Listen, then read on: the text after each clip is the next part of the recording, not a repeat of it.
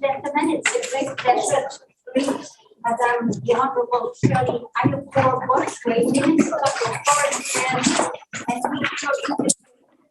the Republic of Ghana. Madam, thank you very much for honoring us of your presence.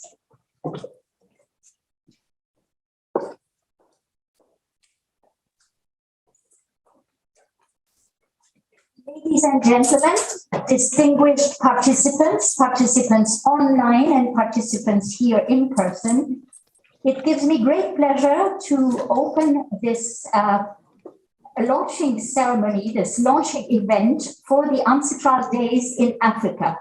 My name is Anna Joubin-Brett. I'm the Secretary of UNCITRAL, and together with our colleagues based in Vienna, our colleagues here, and the tireless efforts of the Ministry of Foreign Affairs, and particularly the Embassy and Permanent Representation of Ghana in Vienna, we have put together this launch event in order to kick off what we hope will be a very successful series of academic events hosted in our universities from as many countries of the African region as possible.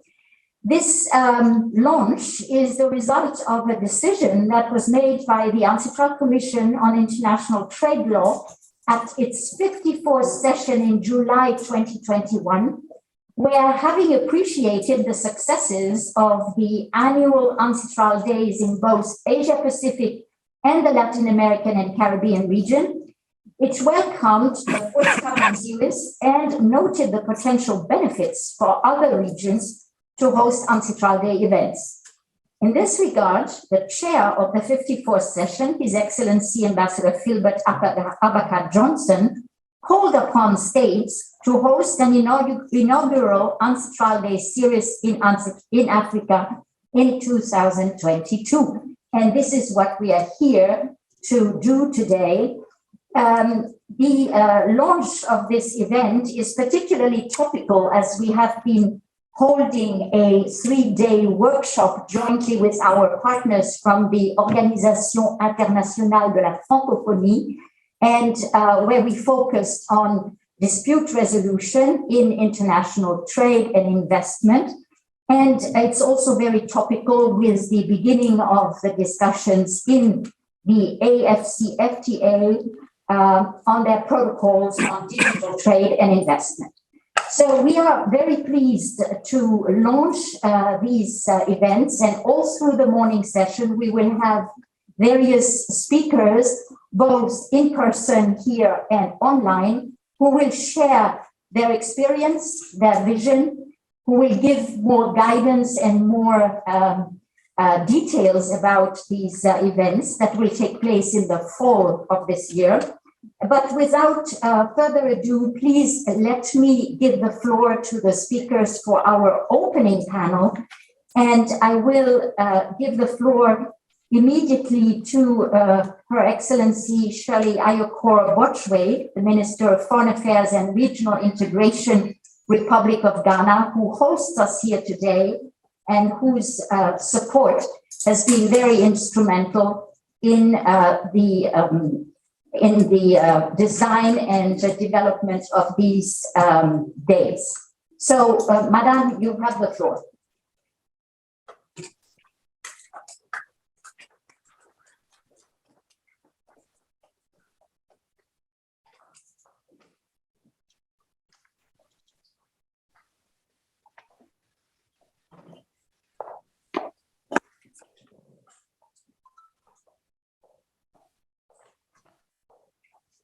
Morning.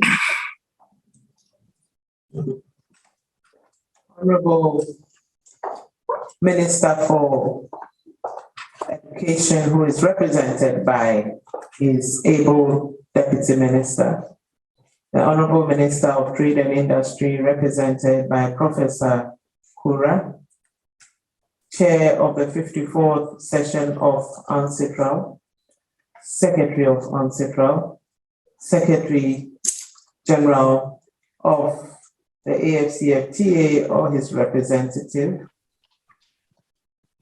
I see the EU ambassador here, other excellencies and members of the diplomatic corps, Professor Dateba, distinguished ladies and gentlemen. It is my distinct honor and privilege to be part of the launch of UNCITRAL Days in Africa, an epoch-making event which is aimed at enhancing Africa's capacity on issues of international trade law within the remit of UNCITRAL. I'd like to begin by welcoming you to Ghana and to the Ministry of Foreign Affairs and Regional Integration. Let me also thank you for taking time off your schedules to participate in this important event, which is relevant to Africa's effective integration into the global trading system. I'm particularly grateful to the many young African men and women all over the continent who are yearning for skills in this field and are therefore participating in this event virtually. Distinguished ladies and gentlemen, in 1966, UNCITRAL was established to address the disincentives to cross-border commerce arising from conflicting and diverging laws in different countries. The task of the Commission has been to ensure certainty and, more precisely, legal predictability to give businesses the confidence to trade across borders. Such a task for cross-border trade, including research and legal work, if left to states and commercial entities, will no doubt entail significant obstacles and cost implications and thus impede global trade. UNCITRAL therefore develops legal texts that countries can use to harmonize their commercial laws. If countries that trade together operate under the same rules and processes, the costs associated with cross-border trade are reduced, and the incentives to seek commercial opportunities across borders will increase. When countries use UNCITRAL texts, they also signal their openness to international standards and fair treatment of businesses, thus encouraging inward investment, cross-border trade, and the policy objectives underpinning the AFCFTA. This process of harmonization will be successful only if the legal texts and solutions which reflect modern good practices and prepared with input from all regions are applied effectively by states. The government of Ghana is convinced that equipping Africans with the requisite capacity to appreciate and apply the rules that govern international trade facilitates the integration of African economies in the international trading system. More importantly, capacity development in the field of international commercial law would help African negotiators to contribute effectively to the development and evolution of the rules governing global trade.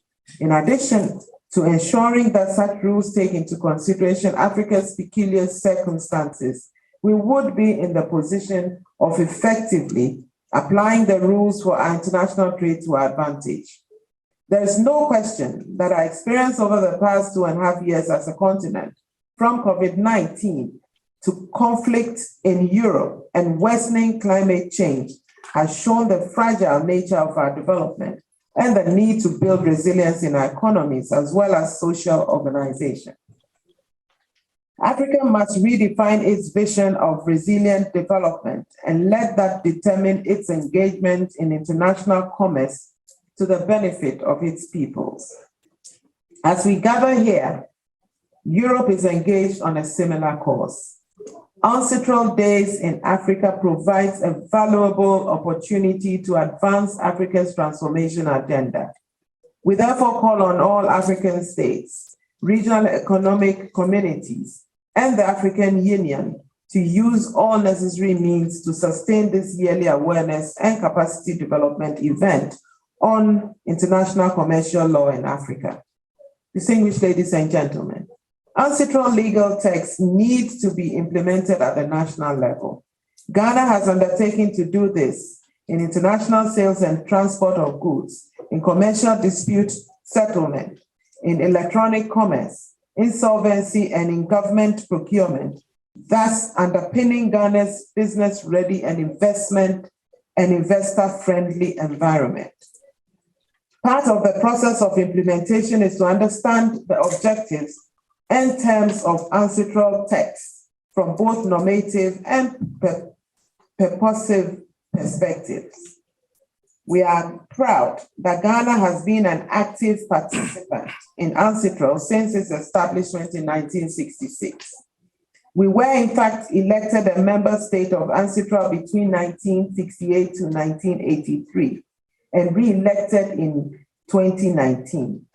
We have participated actively in UNCITRAL, contributing to shaping UNCITRAL texts to make sure they are applicable here.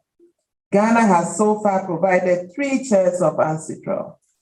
His Excellency Mr. Emmanuel Kojo-Datsey, 1968. Professor Samuel Kofi Dateba of Ghana, who is here with us today, from 1978 to 1983. And His Excellency Mr. Philbert Isaac Kobna Abaka Johnson, 2021 to 2022. His Excellency Kojo-Datsey happens to be the very first chair of UNCITRAL Commission.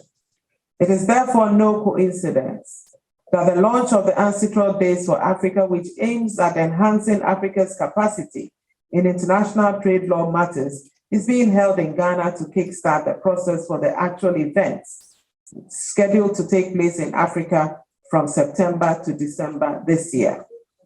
More importantly, the organization of the event in Ghana is a recognition of Ghana as one of the most favorable economies in West Africa. The government's commitments to enhance the business-friendly environment in the country and Ghana's contribution to the AFCFTA, in addition to hosting the AFCFTA secretariat here in Accra. Excellencies, distinguished ladies and gentlemen, I'm grateful to the chair of the 54th session of UNCITRAL, the secretary, and staff of the secretariat for their engagement in Ghana and Africa to discuss with policymakers, commercial experts, government officials, and academics in the region the benefits and challenges of law reform in commercial markets, and particularly how UNCITRAL texts can be harnessed to meet global challenges. We commend the approach to the organization of UNCITRAL Days in Africa with universities and other academic partners to raise awareness of international commercial law standards and norms, particularly those endorsed by UNCITRAL amongst law students and young lawyers. I urge all stakeholders in the organization of the actual event in Accra in October 2022 to make every effort to ensure that a sound foundation is laid for the yearly organization of the event in the interest of the sustained development of all African countries. In closing, it is my fervent hope that UNCITRAL Days in Africa will become an annual event on the continent, which is supported by African Union member states, the African Union Commission, and the regional economic communities to help strengthen Africa's capacity and ability to participate actively in UNCITRAL. And this is to shape the debate and to contribute to the realization of the United Nations Sustainable Development Goals. I thank you for your attention.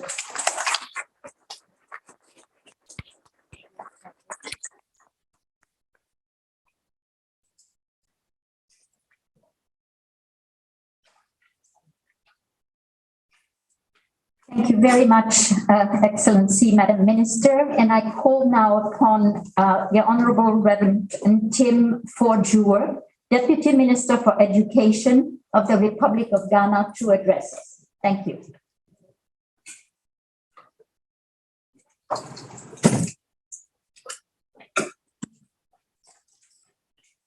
Thank you very much, Madam Secretary. The Honorable Minister for Foreign Affairs and Regional Integration, Honorable Shirley Ayokoboche, representative of the Minister for Trade and Industry, the Chief Director of the Ministry for Foreign Affairs and Regional Integration, the Chair of the 54th session of UNCITRAL, His Excellency Abaka Johnson, Secretary of UNCITRAL, Anna Jobin Brett, Secretary of AFTA, Excellency and members of the Diplomatic Corps, Professor Databa and former chair of UNCITRAL, Professor P.J. Etienne, distinguished ladies and gentlemen. Indeed, I will convey to you the warm compliment of the Minister for Education, Dr. Yao Seduchum, on whose behalf I deliver these remarks. I am grateful to the UNCITRAL for the opportunity to highlight engagement of educational institutions from Ghana at international level, particularly for the relevance in capacity building in such technical commercial law issues which are germane to the development and prosperity of our countries and those in Africa.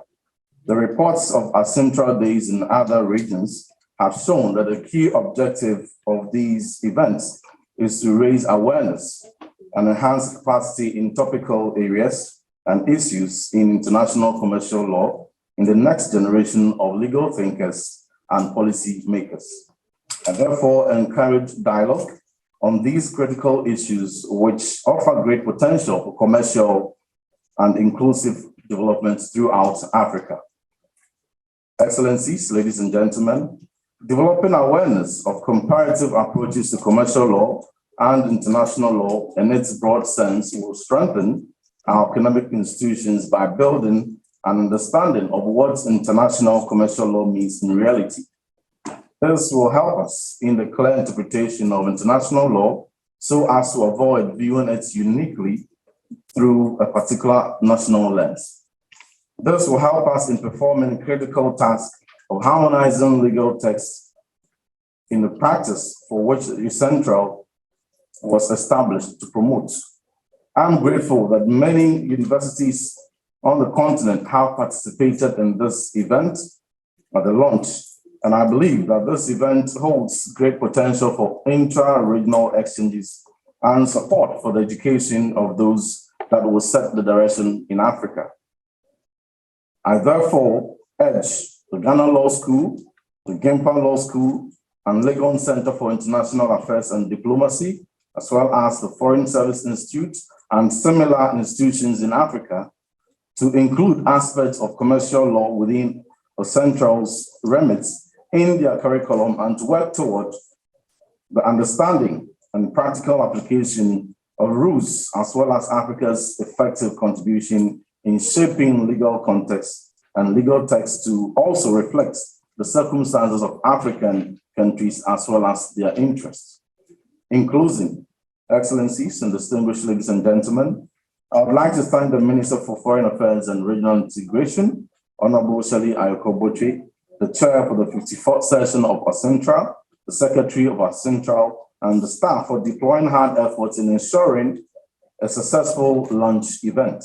The Ministry of Education will support the actual event, which is scheduled to take place in Africa from September to December later on this year, and fervently hopes that the same energy in organizing the launch event will be sustained even in the organization of the UNCITRAL Days in Africa for awareness, creation, and capacity development in cross-border commercial law matters. I thank you very much for your attention.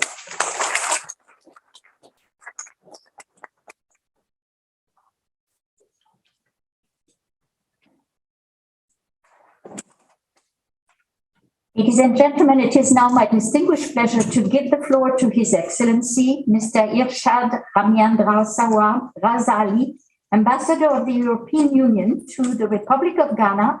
And I would like to take this opportunity to thank His Excellency for the support that we have received in organizing the launch event, but also the 3 days of workshop and show our gratitude. Please take the floor, Ambassador.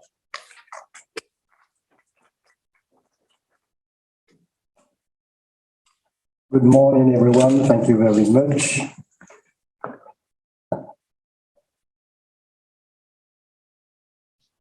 Dear Madam Shirley Ayoko-Botwe, Honorable Minister for Foreign Affairs and Regional Integration, Honorable Deputy Minister for Education, dear representative of the Ministry of Trade, dear Ambassador Johnson, Chère Madame Anna Joubamre, Secretary of UNITRAL.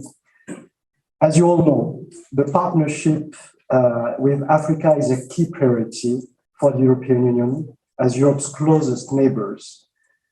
Africa and the EU not only shares a rich history, a close geography, but a common destiny.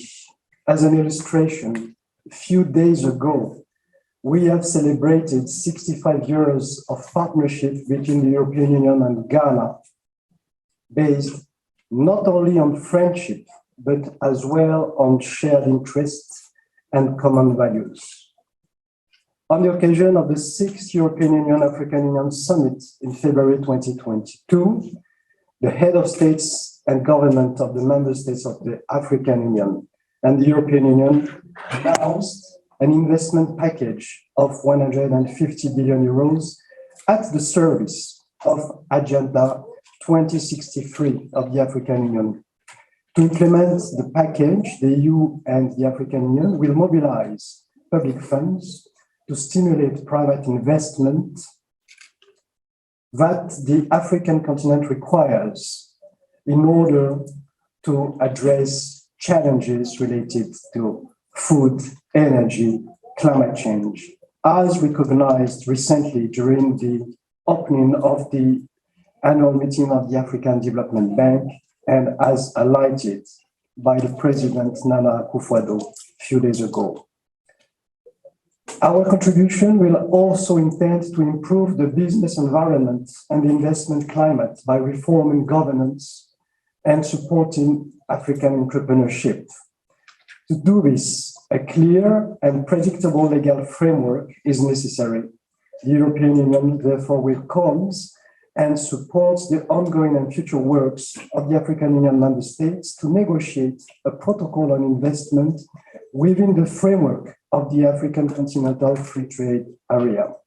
This is the reason why the European Union is supporting the AfCFTA negotiation, also financially, with a global envelope of 74 million euros.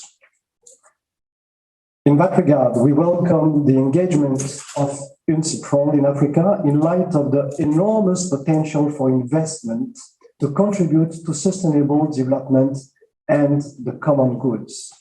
The European Commission and UNCITRAL have a long-standing cooperation, including the support for promoting UNCITRAL transparency standards in African states. Transparency in dispute settlements is an imperative for a harmonized, transparent, predictable, and modern international investment regime.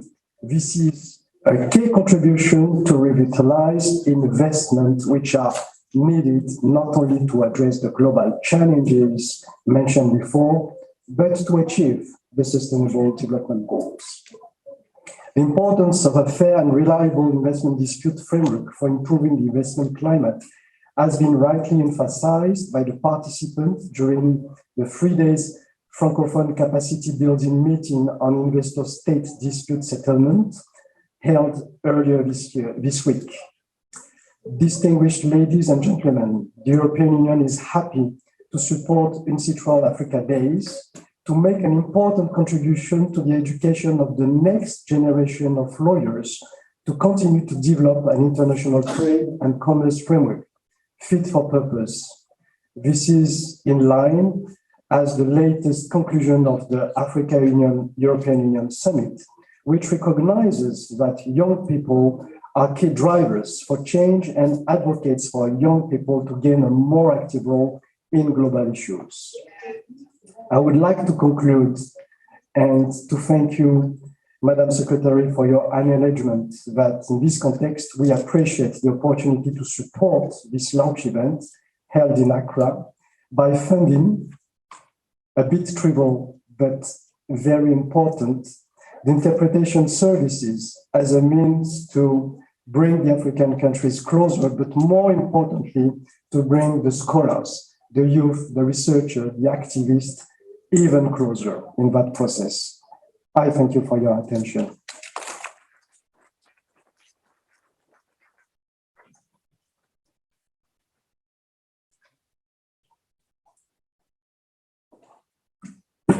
Merci beaucoup, Monsieur l'Ambassadeur. It gives me now the great pleasure and a great honor to welcome Ambassador Gilbert Abracad Johnson, permanent representative of the Republic of Ghana to the United Nations in Vienna and current chairman of UNCITRAL. As I mentioned at my first opening words, he has been guiding UNCITRAL's commission and the decisions of the commission at its last session, and has been instrumental in not only advocating for, but also achieving this launching event that is taking place here today. So with our gratitude and without further ado, the floor is yours, Ambassador.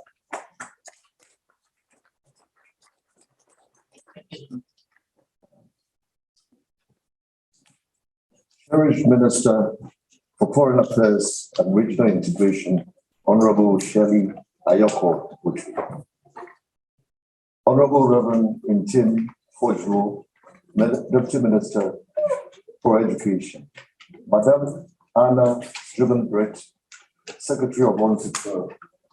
Your Excellency Rosalie Uiu, Ambassador, distinguished permanent representative of the OIF to the African Union, Excellencies and members of the Diplomatic Corps, distinguished representatives from African Continental Free Trade Area, Justice Professor Databa,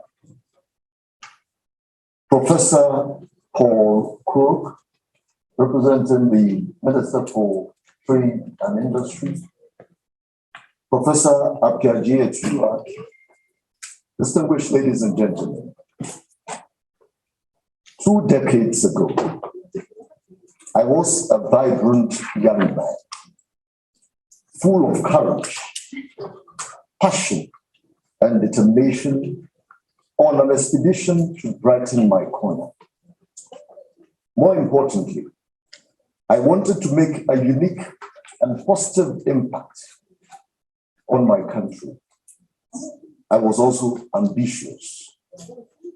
And the last time I checked, ambition is not a crime. I made a decision to study trade law and economics at the World Trade Institute in Perth, Switzerland. That decision, as usual, was fraught with many challenges, including the approval process, funding, and the rigor of the program, as well as the huge burden of econometrics, which was mentally taxing. But ambition kept me on, and eventually I came out of the course with excellent grades. Last year, I had the opportunity to once again dwell on the lessons learned from the World Trade Institute, when the African group of ambassadors in Vienna gave me the chance to chair the 54th session of UNCITRAL. Our moderator for this event, Madam Anna Gilbert, the Secretary of UNCITRAL, who taught me competition law at the World Trade Institute, manages the secretariat of the commission I currently chair. She has been my inspiration during this journey, and I am eternally indebted to her and her staff.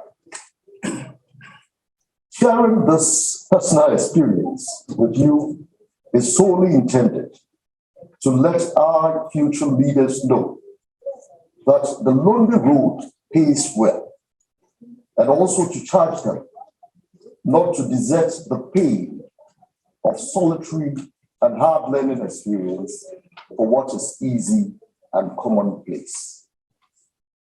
Distinguished ladies and gentlemen, when Ghana took over the chairmanship of UNCITRAL in 2021, I called upon African states to host an inaugural series of UNCITRAL Days in Africa in 2022.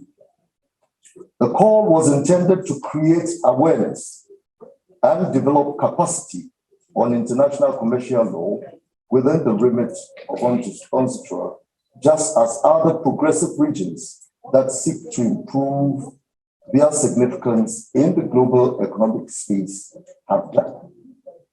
Many African states and those from other regions endorsed that initiative and expressed willingness to work with UNCITRAL to support the annual UNCITRAL Day.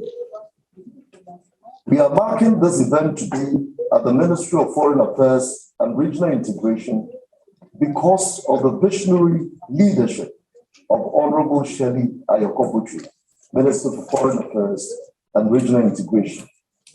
On behalf of the Commission, I'd like to express profound gratitude to her and to assure her that her decision for Ghana to host the inaugural UNCITRAL Days in Africa would yield manifold dividends for the African continent. Excellencies, distinguished ladies and gentlemen, UNCITRAL Days in Africa are not a novelty. UNCITRAL Days are already being organized in countries in Asia and the Pacific, and Latin America and the Caribbean. These flagship annual academic series are co-hosted by the UNCITRAL Secretariat, institutions of higher learning, and public agencies. They are aimed at promoting awareness, study, and discussion of UNCITRAL texts by legal scholars, students, and public officials. The objective, as I've stated earlier, is to stimulate interest in the field, bring to the fore the relevance of international commercial law for sustainable development in developing countries. It is also to ensure capacity development for better understanding and effective engagement of citizens in those regions in contributing towards the design and evolution of UNCITRAL legal texts. In 2020, there were 49 UNCITRAL Day events in 26 countries, which attracted a live online audience of many thousands. In 2022-21, there were 50% more events and participants. The quality of the discussions and the positive reception in other regions confirm the great potential that UNCITRAL Days hold on the African continent.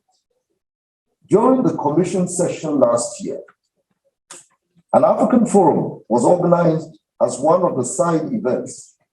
50 representatives from African states and beyond came together to share thoughts on areas of international commercial law with particular resonance in Africa. The forum dwelt on digitization of the economy and the establishment of a harmonized legal framework for fair and efficient settlement of international investment disputes, which sometimes involve significant sum of money and complicated public interests.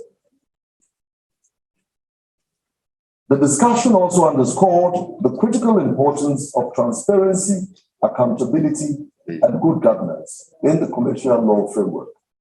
Among others, participants agreed on the critical need to enhance participation of African countries in the work of UNCITRAL and to ensure that the work could take account of regional interests. The issues covered by the forum merit our attention. They would enable us to support smaller businesses, which we know are the backbone of our economies, and where the potential for growth, employment, and sustainable development will emerge. Excellencies, distinguished ladies and gentlemen, we have heard about the active efforts to develop commerce among countries in the region through the adoption of the African Continental Free Trade Area Agreement and the objective of a single market in our region. UNCITRAL texts offer tools to make the state-to-state commitment in the agreement a practical reality. The work of UNCITRAL could provide answers to challenges confronting our region, among them how to promote an enabling environment for trade facilitation in the digital economy, secure access to trade financing, provide simplified insolvency law, and a harmonized legal framework for a fair and efficient settlement of commercial international investment disputes, including mediation. In order to use these rules, we need to understand them and how they can operate effectively in our legal and administrative traditions. We also need to decide on policy options that will serve our interests. The best way to learn how to use the rules and take the necessary decisions is to hear from those who participate in the development of the rules themselves. We have staff of UNCITRAL Secretariat ready and willing to support us in doing so through technical assistance and capacity building activities. Earlier this week, we have had a forum on ISD reforms and investment policy in Africa that has brought together representatives of over 20 states from Africa and beyond to discuss and share views on the current efforts of Working Group 3 and its impact on the AFCFTA, and more broadly on economic and social development in African states. This has been a unique occasion to evaluate the reform component before Working Group 3, link them with the work undertaken by OHADA in improving the business climate on the continent and preparing ourselves for upcoming session of Working Group 3, where reaching consensus on difficult issues will be of paramount importance. UNCITRAL Days in Africa would offer significant opportunities to our law students, future commercial lawyers, public officials, and organizations supporting our commercial legal development. No nation can develop without a well-resourced citizenry in critical areas germane to its development. I believe capacity in this area is necessary, and we must take every step to support our youth so they can better understand international law and the rule-making processes. UNCITRAL Days in Africa would also enhance our capacity to participate effectively and contribute to the work of UNCITRAL, ensuring that its work takes account of our regional interests and allow us to benefit from technical assistance and capacity building tools to enhance the effective understanding and use of UNCITRAL text throughout Africa. UNCITRAL is for Africa, just as it is for other regions of the world, and Africa must embrace it. African states, regional economic communities on the continent, the African Union, and African universities must therefore work together to ensure that UNCITRAL Days are successful in Africa. With these remarks, by sharing my personal experience, I hope that I've motivated our future leaders. I've encouraged you to embrace specialized skills in international commercial law, regardless of how difficult it might be, because such skills yield significant dividends. I've also illustrated the benefits of capacity development in international commercial law for Africa's development and effective participation in the crafting of UNCITRAL legal texts to preserve our interests. In closing, I wish to urge us all to take this enterprise seriously in the interest of sustainable development in Africa. And I look forward to hearing more about UNCITRAL capacity building activities, the events themselves, and above all, the views of the many universities which have already signed up to participate. I thank you for your kind attention.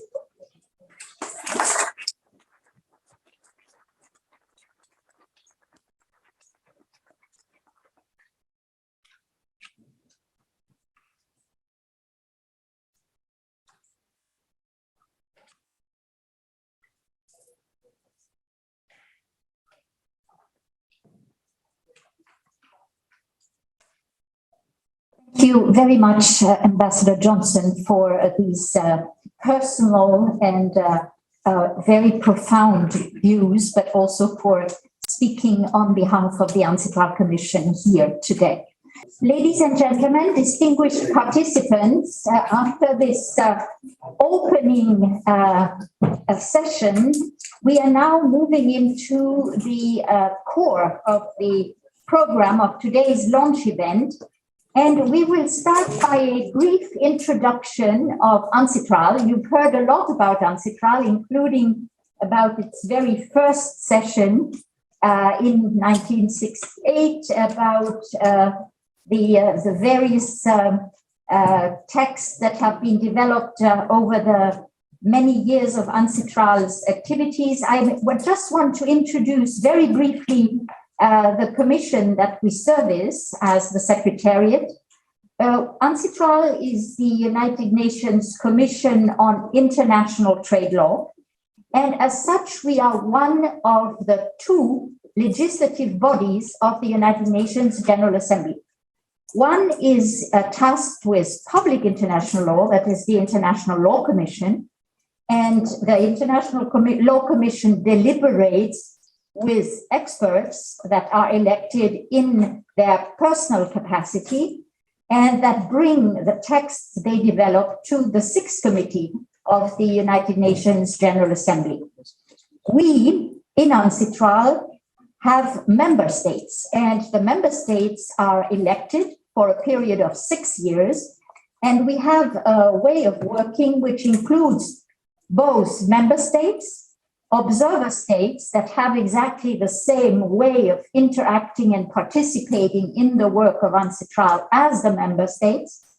We have international organization, and we have a wealth of non-governmental organizations that are supporting us in our work in the different areas of UNCITRAL's work. So when we develop texts in UNCITRAL in the areas of international trade law and specifically private international law, we bring them to the UNCITRAL's commission, and the commission adopts them. Some of the commission's texts then go to the General Assembly, and they become United Nations conventions, or they become General Assembly endorsed model laws, for instance. But many texts are also developed by the commission, only the commission, and are then further promoted and curated, if you want, by UNCITRAL Secretariat. We are supporting in the Secretariat the legislative work of UNCITRAL, but we are also tasked with the dissemination, the promotion, the awareness building, and the support to the adoption and the interpretation of UNCITRAL texts. And over the years, over the decades, UNCITRAL has developed many tools. First, we have a number of tools that provide analysis and texts on the UNCITRAL texts and the way they have been applied. For instance, we have a compilation of case law on UNCITRAL texts and the way they have been applied by various courts, which is a very important tool for judges and courts in all regions in the way, for example, a convention like the CISG, the Convention on International Sale of Goods, which Ghana still has to ratify, by the way, how this convention is being interpreted and used by courts all over the world. The same happens for the New York Convention, which is, of course, one of the pillars of UNCITRAL, because it's the convention that created UNCITRAL, actually.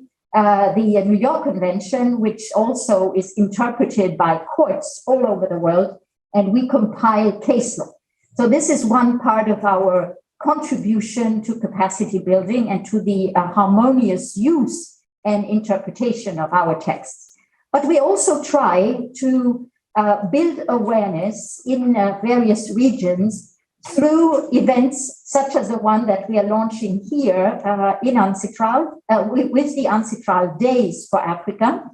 And my colleagues will have have very aptly put together a compilation of experience, which you will hear from Latin America and from Asia and the Pacific.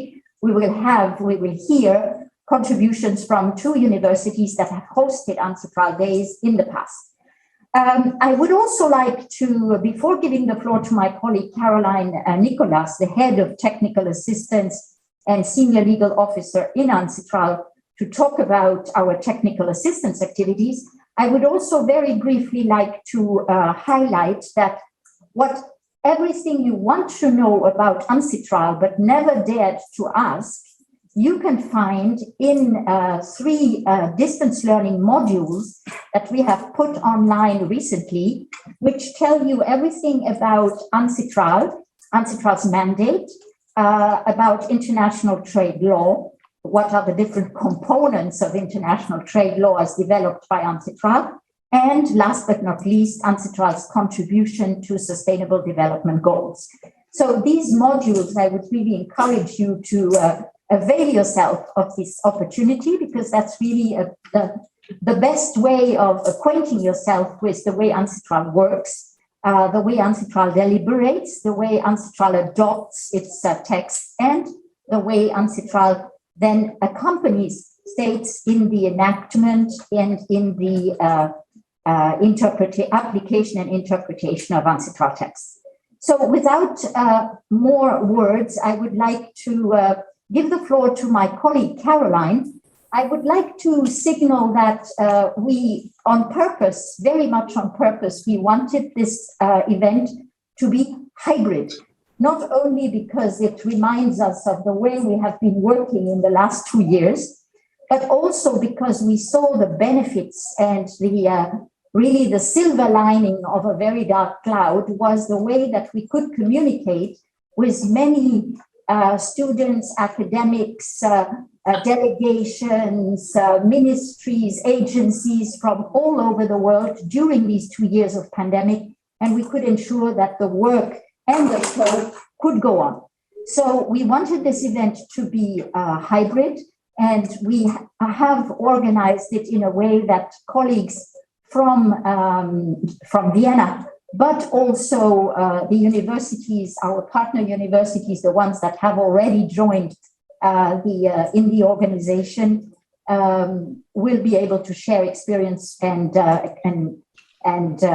present to you over the screen. So over to you, Caroline, and thanking you very much, colleagues, for making this online participation possible. Thank you very much, Anna, and good morning to everybody in Accra, and greetings from the UNCITRAL Secretariat in Vienna. Now, I'm going to attempt to share my screen. So what I would like to do is to follow up a little bit on what Anna has just explained about technical assistance in UNCITRAL. Now, you will all see that I am a lawyer, not a technician, but I hope that this will now work as a proper PowerPoint. Let's have a look. Is the screen clearly visible? Very good. Okay, so greetings again from everybody, and I want to highlight something that on the high-level panel that the Honourable Ministers and Ambassador have talked about, and also as Ambassador Johnson also raised. And this is the importance of harmonisation in practice. So we understand about UNCITRAL issuing legal texts that can be used at the national level to harmonise law. But a very, very important point about this is that UNCITRAL texts by themselves are really something like a textbook. Of themselves, they're not going to do anything. They have to be enacted and used. And this is a point that Anna was stressing just a moment ago. And so a key role of the UNCITRAL Secretariat is to collect and disseminate information about UNCITRAL, to engage with countries to find out about their needs and where reform options are needed.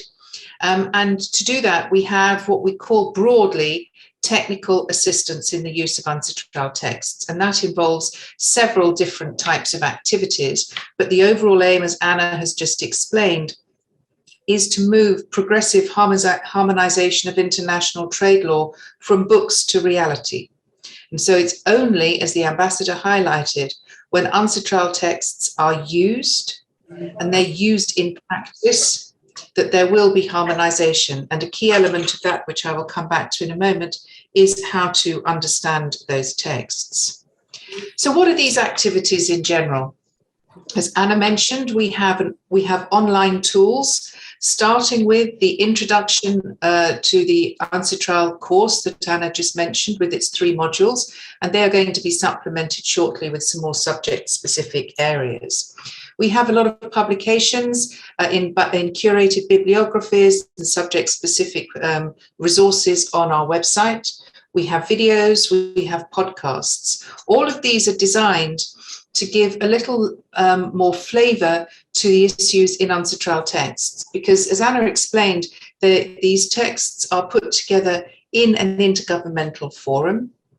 Member states take part, but those who are going to use those texts weren't in the room at the time. So they don't know the issues that were debated and the policy choices that were made, and they may not always be immediately obvious from the pure language of the UNCITRAL texts themselves. So UNCITRAL issues guides and guidance tools, a guide to enactment, for example, to a model law, to help in explaining these issues, but often there are detailed questions that arise. So one of the first things we do, as Anna mentioned, is to try and raise awareness of what UNCITRAL texts are all about, both the why UNCITRAL and how UNCITRAL, and why particular subject areas and how particular subject areas are treated in UNCITRAL. And today's event is a very good example of how we do this. As Anna mentioned, we're doing this in a hybrid format. This has enabled us in these broader awareness raising and understanding and promotion activities to reach a much broader audience than we can do with UNCITRAL's limited resources and countries' limited resources for travel for this type of activity. And so that, if you like, is the first thing that we talk about with states and we talk about with potential users. Why are UNCITRAL texts any good for you? We recognise that all legal reform involves costs, both human resources, time, and costs of issuing laws. And you have to understand what benefit is in there for you and why all this matters. And so that's what a lot of our awareness raising is all about. And then generally after a period of awareness raising, states come to us and say, look, we like the basis of this particular text, we want to know more about it, but in our particular environment, we have this administrative tradition or this legal tradition, will it work for us? And so here we have dialogue with states, and the important thing here is to explain that UNCITRAL texts are designed to be implemented at the national level, and while they're designed to be able to be implemented like that, they do need to be adapted to the local circumstances. And some texts have some policy choices in there, and we need to engage with states to explain how this can work. So this is, if you like, a slight follow-up to more broader awareness raising. Then, if we've done our job well, states will say to us, okay, we would like to use your text in a particular area. Please, could you come and give us some advice and assistance on how we can actually implement the text in our national system? And so that is perhaps the closest to traditional technical assistance that the UNCITRAL Secretariat engages in. And we do this, you'll be pleased to hear, we do this without any charge. Sometimes we have budget to travel, sometimes we don't, but we engage as much as we can and in an in-depth way to support states in the use of our texts. And then finally, the question is capacity building. So capacity building is one of those buzzwords or buzz phrases that's regularly used, but it's worth highlighting what it means in UNCITRAL. What it means is that people should understand what UNCITRAL texts are trying to do, how to use them, and as very importantly raised by Anna, and I'll come back to again in a moment, how to understand the individual provisions. And this goes far beyond those engaged in legal reform, because UNCITRAL texts, which are in international commercial law, international trade law from a business to business or perhaps business to government perspective, they will be used by businesses and private sector lawyers, legal practitioners and judges. And so we have to have a very in-depth approach to explaining what our texts are supposed to do. And these sorts of activities that I'm going to describe in a moment are how we engage in that. But just to summarize, we're trying to support all of the policymakers and legislators in individual countries. We work with permanent missions to the UN because they often get involved in feeding into the UNCITRAL process national experience. And this is so important because UNCITRAL texts are based on the idea of taking good practices, turning them into policy solutions and legal solutions, and not from an ivory tower or a theoretical basis. We recognize too that while UNCITRAL is designed to facilitate trade worldwide, there are lots of regional organizations and initiatives, and so we work with those as well as the international ones. And as I highlighted, practical groupings, chambers of commerce, arbitration centers, those who actually get involved in commerce on a day-to-day level, it's very important that we engage with them. And then really to the subject of today, we're looking at future participants in and contributors to UNCITRAL's work, the young lawyers, the students, those who will in the future direct how international commercial law is reformed. So what are these activities all designed to do? We want people to understand the policy considerations in UNCITRAL texts. We want them to learn how to implement UNCITRAL texts generally and individual texts at the national level and to interpret them. And here it's worth pausing, particularly for our university colleagues who are joining us today. Many universities traditionally focused on national law and the history of that national law. And UNCITRAL's texts don't come into the national law having come through a process of development purely at the national level. They have an international character. They're designed to implement good practices, indeed best practices in a particular field, but they won't be expressed in the sort of legal language that may be common in a particular country. And one of the things that's been said in various UNCITRAL forums is that a very important role of modern universities teaching and modern capacity building in international commercial law is to understand how you address a text that is of an international source and has an international character. And so the interpretation needs to be consistent, because it's no good having the same words in a law in Ghana and the same words in a law in Togo, for example, if everybody would understand them differently. So this interpretation becomes very, very important indeed. And that's where the universities that we'll come back to later have such a role to enable their students as they develop in their careers to understand how to look at a comparative law approach and a comparative understanding of legal provisions. So that's really what UNCITRAL Days is all about. It started in 2014, as you've heard, with Asia Pacific, and you can see there's some pictures here of how it's come on over the years. We started in Latin America in 2020. We've had 2020 and 21. And this, we're very proud of the inaugural UNCITRAL Days in Africa in 2022. And each of these series of UNCITRAL Days has had a theme. Some themes are quite narrow, some themes are quite broad.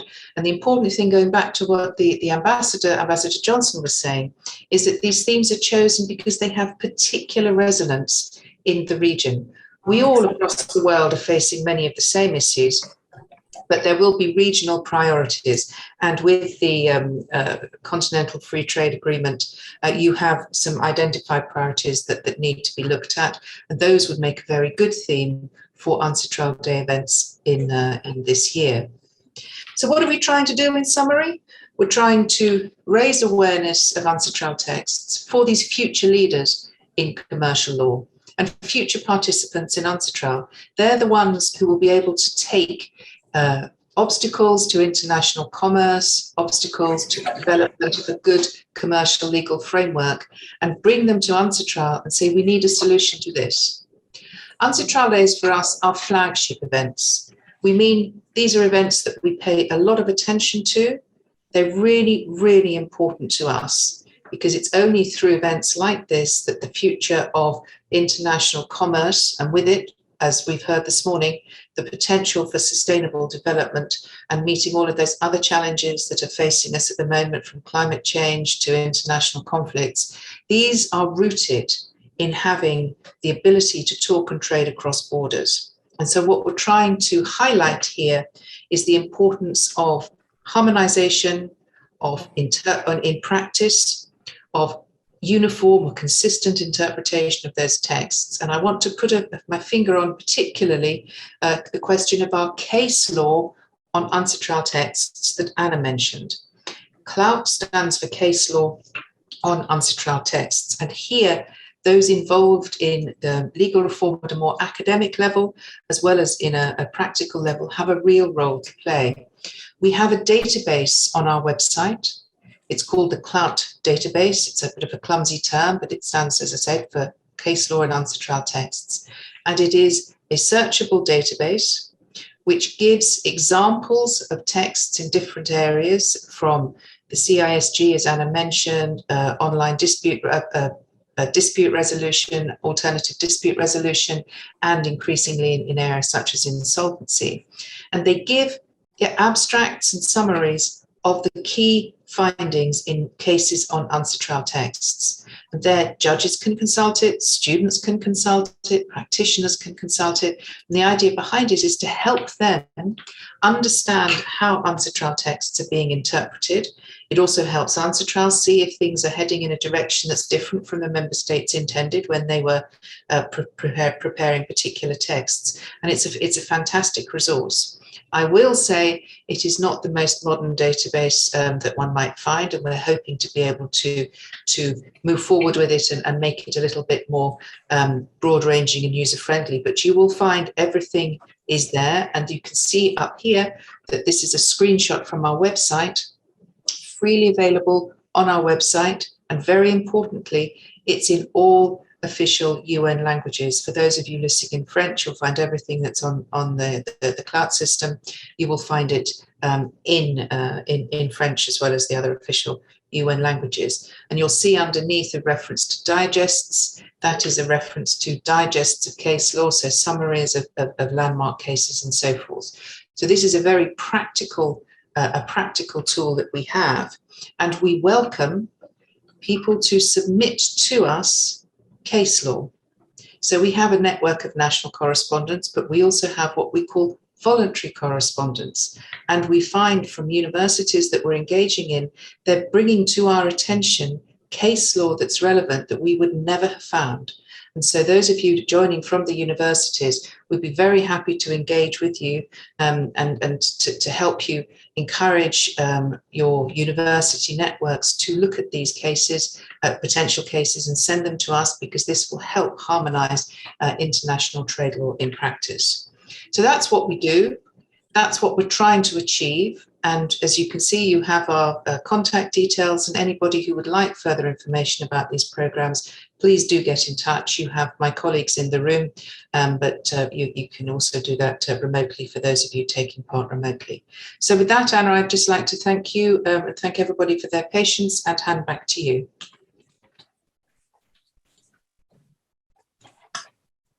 Thank you very much, Caroline, for this detailed overview of UNCITRAL's technical assistance and capacity building activities and efforts and partnerships.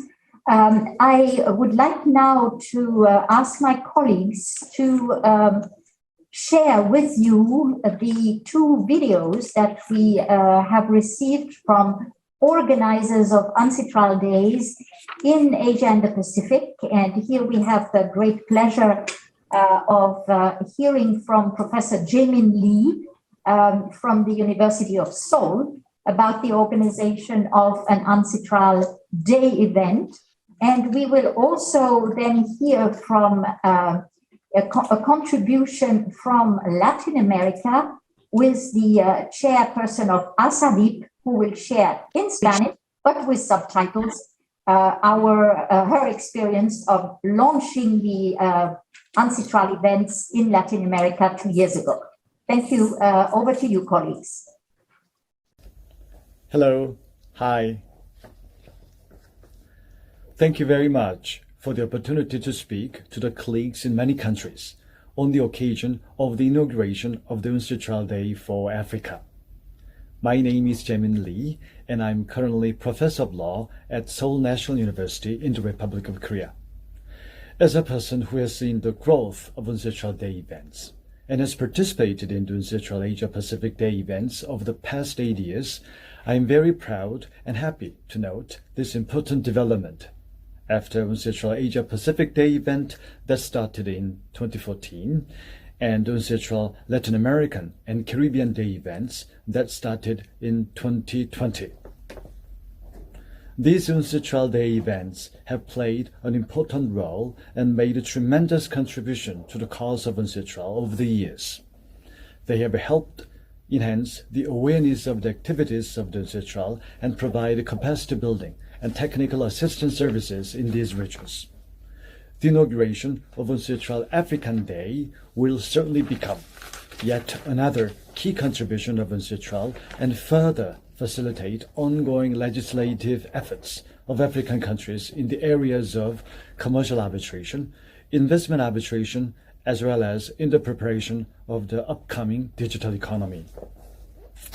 The UNCITRAL Asia-Pacific Day was inaugurated in 2014, wherein UNCITRAL officials and experts visit campuses of universities and colleges and institutions in many cities in this region. Through these annual events, UNCITRAL has reached students, many of whom law students and junior professionals, and helped increase awareness among them of the activities and work UNCITRAL is carrying out. By way of example, in 2020 alone, despite the COVID-19 pandemic, as many as 35 universities in 10 jurisdictions participated in the Asia-Pacific Day events by hosting as many as 19 activities. Those 9 jurisdictions are Australia, China, Hong Kong, China, Macau, India, Japan, the Republic of Korea, the Russian Federation, Thailand, and Vietnam. In these hybrid meetings, a total of 8,500 students participated. Through the events, students were exposed to the introduction and overview of the activities of UNCITRAL, many of whom also realized the importance of a harmonization of law and legal instruments at the global level. They could hear directly from the UNCITRAL officials and experts about the practical benefit of the global legislative work spearheaded by UNCITRAL. As the students are the next generation of legal professionals and policymakers, their early recognition and realization will evolve into an important asset for the future of both the UNCITRAL and respective countries. They may also contemplate on their career plan in this area. In this regard, I am so glad to see the further expansion of UNCITRAL Days to our colleagues and friends in Africa. In my humble view, Africa is the very continent where the UNCITRAL Day could yield the most fruitful outcome. I'm very much looking forward to the first meeting to be held in Accra, Ghana soon.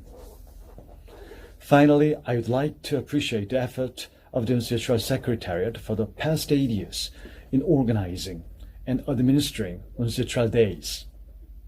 In particular, Ms. Athita Kominder, the head of UNCITRAL Regional Center for Asia and the Pacific, and other staff members. I'm confident that UNCITRAL's unwavering effort will play more important roles for the global community as we encounter unprecedented new challenges in the fast-changing global community with the digital economy, artificial intelligence, and new modes of transactions and dispute settlement. Once again, I'd like to appreciate this opportunity to speak speak to the colleagues and friends on the occasion of the inauguration of UNCITRAL Africa Day. Once again, thank you very much. Hope to see you all soon. Thank you. Buenos días, buenas tardes, dependiendo de dónde se encuentre cada uno de ustedes. En nombre de la Asociación Americana de Derecho Internacional Privado, ASADIP, agradezco a UNCITRAL la invitación a participar en la ceremonia de apertura del Día de UNCITRAL en África. Soy Paula María Al, actualmente presidenta de la ASADIP y también profesora de Derecho Internacional Privado en la Universidad Nacional del Litoral en Argentina. Estamos sumamente complacidos y honrados por estar hoy aquí. Iniciativas como los Days de UNCITRAL son sumamente importantes para explicar y difundir la labor de UNCITRAL como un foro de codificación universal para la armonización y unificación del derecho mercantil internacional entre los miembros del mundo académico. En 2020, el UNCITRAL Day se celebró por primera vez en América Latina y el Caribe, una región geopolítica compuesta por más de 40 países y territorios donde se hablan diferentes idiomas, donde los estados poseen sistemas legales que tienen características diferentes, lo cual constituye un enorme desafío a corto, mediano y largo plazo.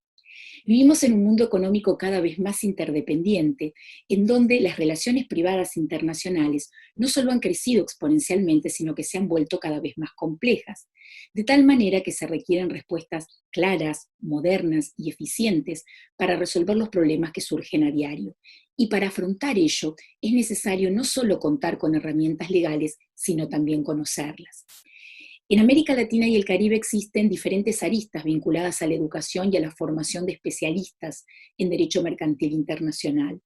Una de ellas es incorporar a la currícula académica una mirada sobre lo que realmente está sucediendo en nuestra región, pero sin perder de vista la inserción de nuestros países a escala global. Por lo tanto, resulta clave para el futuro de nuestra región comprometerse con el desarrollo del derecho internacional para poder brindar respuestas acordes a los problemas cotidianos que surgen.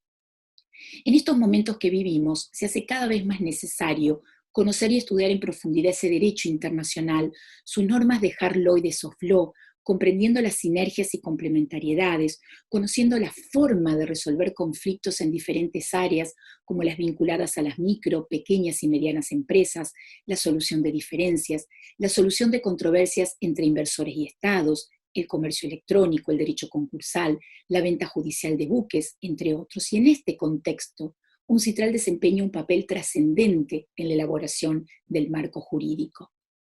La primera edición del UNCITRAL LAC Day se organizó durante la pandemia del COVID, lo cual representó para nosotros un gran desafío.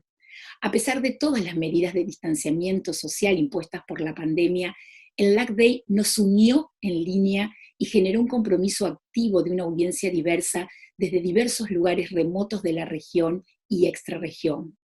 Por ejemplo, en 2020, 34 universidades participaron en el UNCITRAL LAC Day. Estas universidades organizaron 30 eventos en línea distribuidos en 16 países de la región. En 2021 nos comprometimos a más y los países de habla inglesa del Caribe fueron parte también del evento. En la edición 2021 participaron 27 universidades de 20 países con 30 eventos en línea. Sin lugar a dudas, las ediciones 20 y 21 constituyeron un punto de inflexión para nuestra región.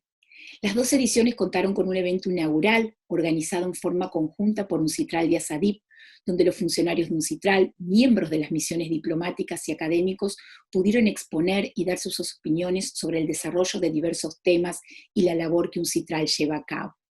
¿Cuál fue la repercusión? Los estudiantes y jóvenes graduados en Derecho se mostraron muy entusiasmados y agradecidos. Los profesores pudieron intercambiar opiniones. Los jueces y juezas, abogados y abogadas y operadores del derecho pudieron acceder a una valiosa información y capacitación en temas de derecho comercial internacional. Y desde diversos sectores hicieron llegar su valoración altamente positiva sobre todos los eventos desarrollados por las universidades.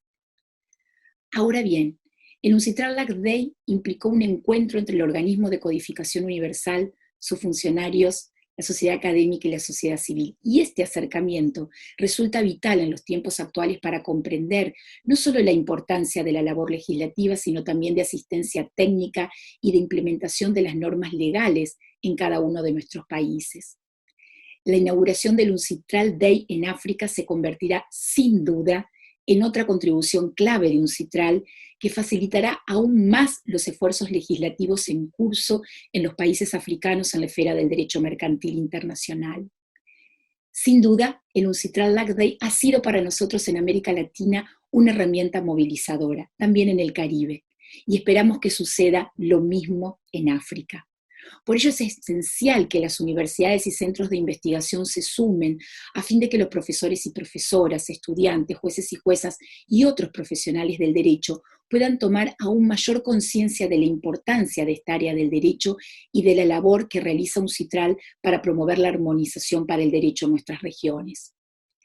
Cada región del mundo tiene su propia historia, su propia cultura, sus propias raíces, su propio idioma, pero a todos nos une la idea de desarrollo.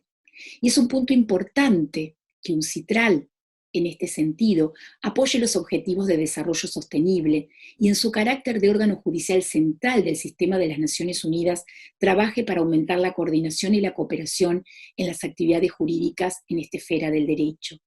Y en el marco de este desarrollo, todos debemos asumir un fuerte compromiso de trabajar en conjunto y de generar una mayor participación y diálogo. Y este evento es un ejemplo de ello. Por eso desde la SADIP agradecemos muchísimo a la UNCITRAL esta oportunidad de seguir trabajando coordinadamente para la difusión y el fortalecimiento del derecho comercial internacional en nuestra región y celebramos efusivamente que este año se inaugure el UNCITRAL Day en África.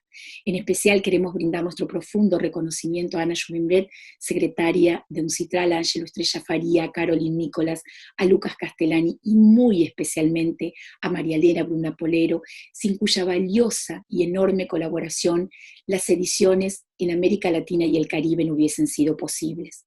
Esperamos que en África disfruten tanto como nosotros este UNCITRAL Day y todos los eventos que en el futuro vendrán. Nuevamente, gracias por permitirnos compartir este grato evento con todos ustedes.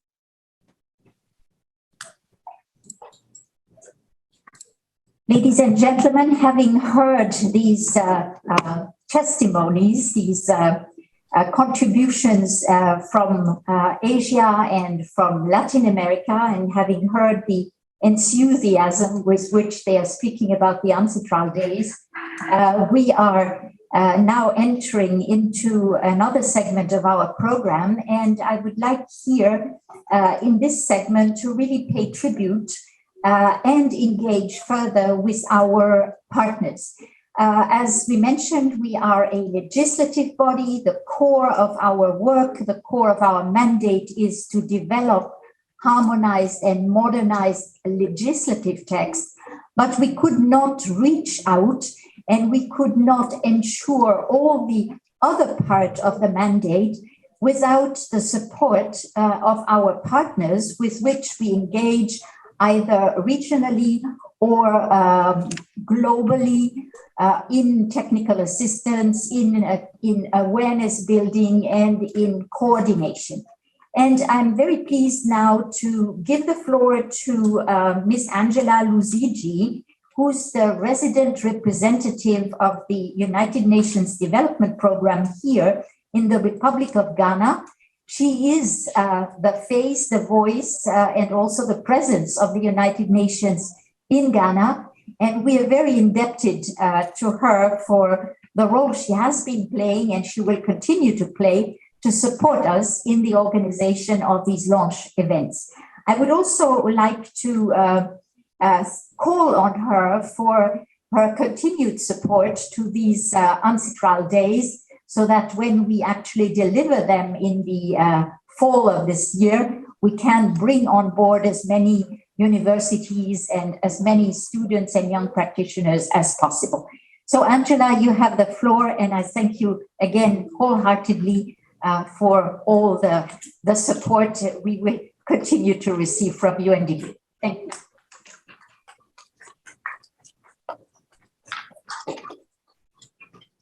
Thank you so much, kindly allow me to stand on the protocols already observed, Excellencies.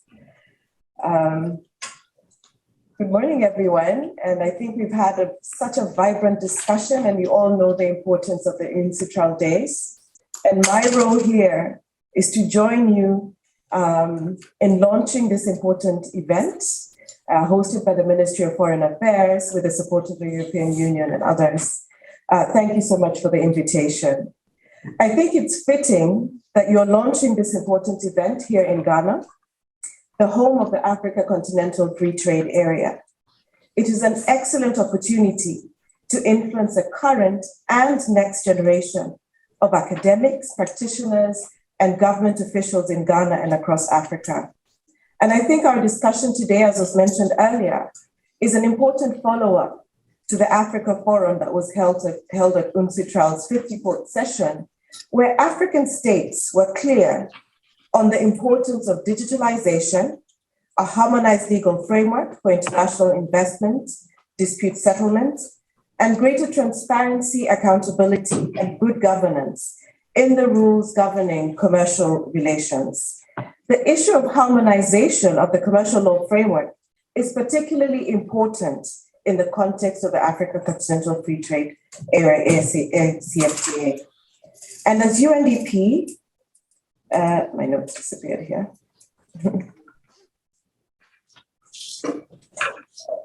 As UNDP, we're especially interested in exploring the interplay of the AFCFTA, Africa's legal architecture for trade and investment, and global commercial law framework. UNDP is already a close partner of the AFCFTA Secretariat, and we are at the forefront of supporting African countries and Africa's people to achieve inclusive and sustainable structural transformation through trade and investment.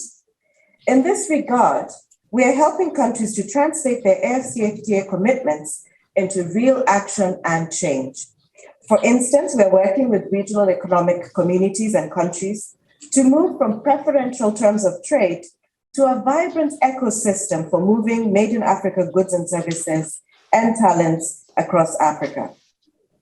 We recognize that AFCFTA is a people's agenda, and no one should be left behind. We must ensure that women and youth have the capacity to benefit from AFCFTA.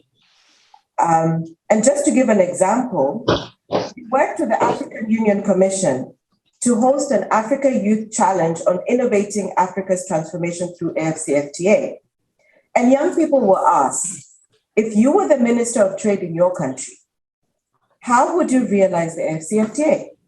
Some of these young people are now designing legal, policy, and financing and management systems for Africa's countries to implement the AFCFTA. Similarly, UNDP is working with women-led and small and medium enterprises in all ECOWAS countries to ensure that they can interpret the AFCFTA and anticipate the impact on their businesses, as well as they explore new markets. UNDP is also invested in supporting institutions that will help drive AFCFTA implementation. We're working with the Secretariat, as well as regional and national institutions, to promote intersectoral collaboration, strengthen their technical capabilities, and also to be able to use data and analytics to guide policymaking. We are leveraging our country offices and deep networks in Africa to support the finalization of forthcoming protocols on digital trade, as well as women in trade. Clearly, areas that it's important where we focus on this harmonization has been mentioned earlier. We are ensuring that evidence and insights from Africa's operators will inform policymakers as they design the legal arrangements that respond to the ambitions and creativity of Africa's people. Let me conclude with an invitation to consider the rollout of the AFCFTA as spearheading a new and transformative legal system. The African continent is transforming through services and digitalization, and a legal system is being built for this emerging economy. Let us use the AFCFTA as a model for modernization to inspire the kind of innovation in legal systems that truly leaves no one behind. Thank you.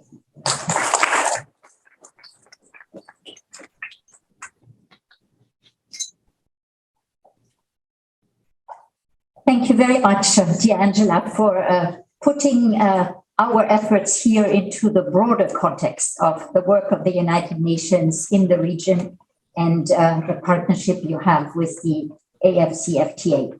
I would like to give the floor now to an online contributor from the European Union delegation to the African Union in Addis. So he will be joining us from Ethiopia. Mr. Vincent Duruti, who is the team leader in the Pan-African Sectoral Cooperation Team of the European Union. I give you the floor online.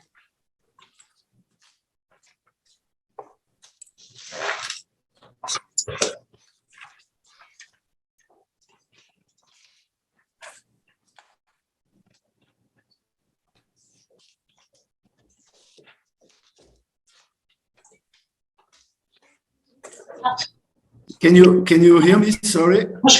Yes, we can hear you very well. We cannot see you, but we can see your PowerPoint. So please go ahead. I can. Yeah. Let me start the video. Now hoping that's it. Okay.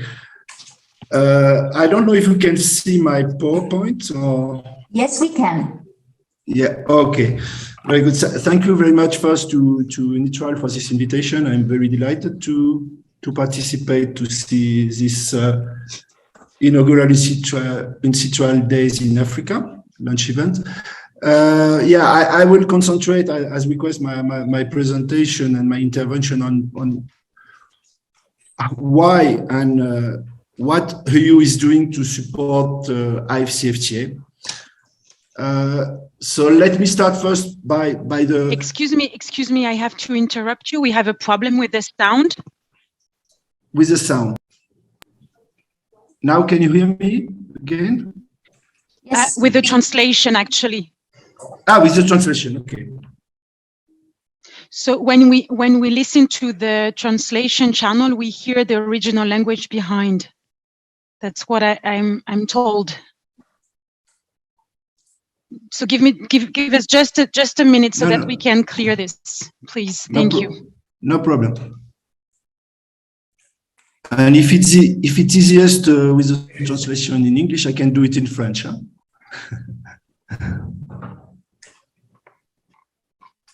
Thank you very much for your patience. That's the challenge of the hybrid mode, but there are other challenges that come with the in-person. So we have the best of the two worlds.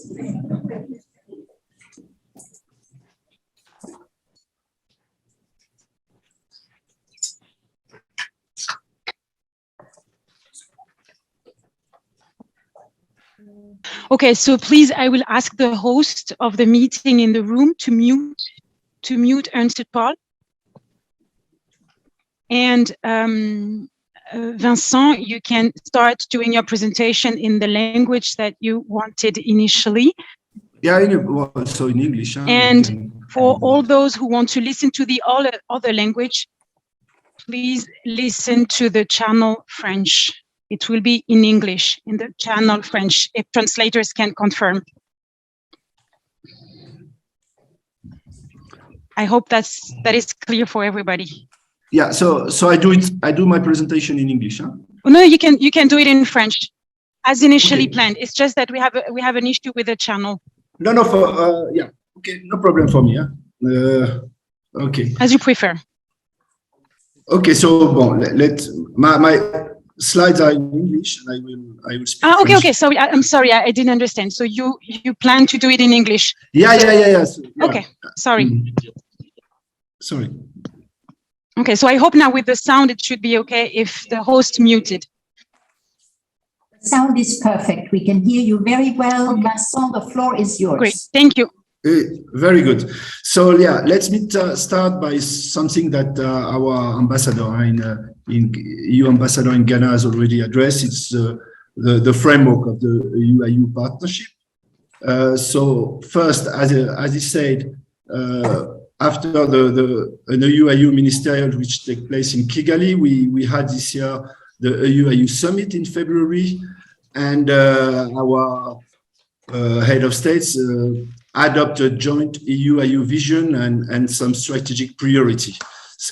What should be emphasized related to the AFCFTA and the economic integration in Africa is that our other states emphasize the need to accelerate green and digital transition, as well as sustainable growth and decent jobs, to boost regional and continental economic integration, and particularly through the first step, which is the African Continental Free Trade Area, and to work gradually towards a progressive and mutually beneficial integration of our continental markets. So yeah, it gives a frame and it justifies why we are committed to cooperate with Africa to support the economic integration agenda, and in particular now the African Continental Free Trade Area. It's also because us EU, it's part of our DNA, I would say. We have succeeded in this process of integration, and it has allowed us to have results, good results in terms of growth, in terms of peace, in terms of creation of jobs. So we clearly believe that we can positively share experiences with our neighbor Africa. Secondly, and also the EU ambassador addressed this issue, is that we have adopted the UIU Global Gateway for 150 billion euros for investment. It will be done in a Team Europe spirit, with the EU contributing, but also our member states and the EU financial institution, with 5 clear objectives: accelerating the green transition in Africa, accelerating the digital transition, sustainable growth and job, strengthening the health system, and it has come clearly important regarding the COVID pandemic that we have faced during the last years, and improving education and training. Of course, the AFCFTA specifically is more in the third point, accelerating sustainable growth and job, but all the other investment, in fact, are going to help the AFCFTA to be a success.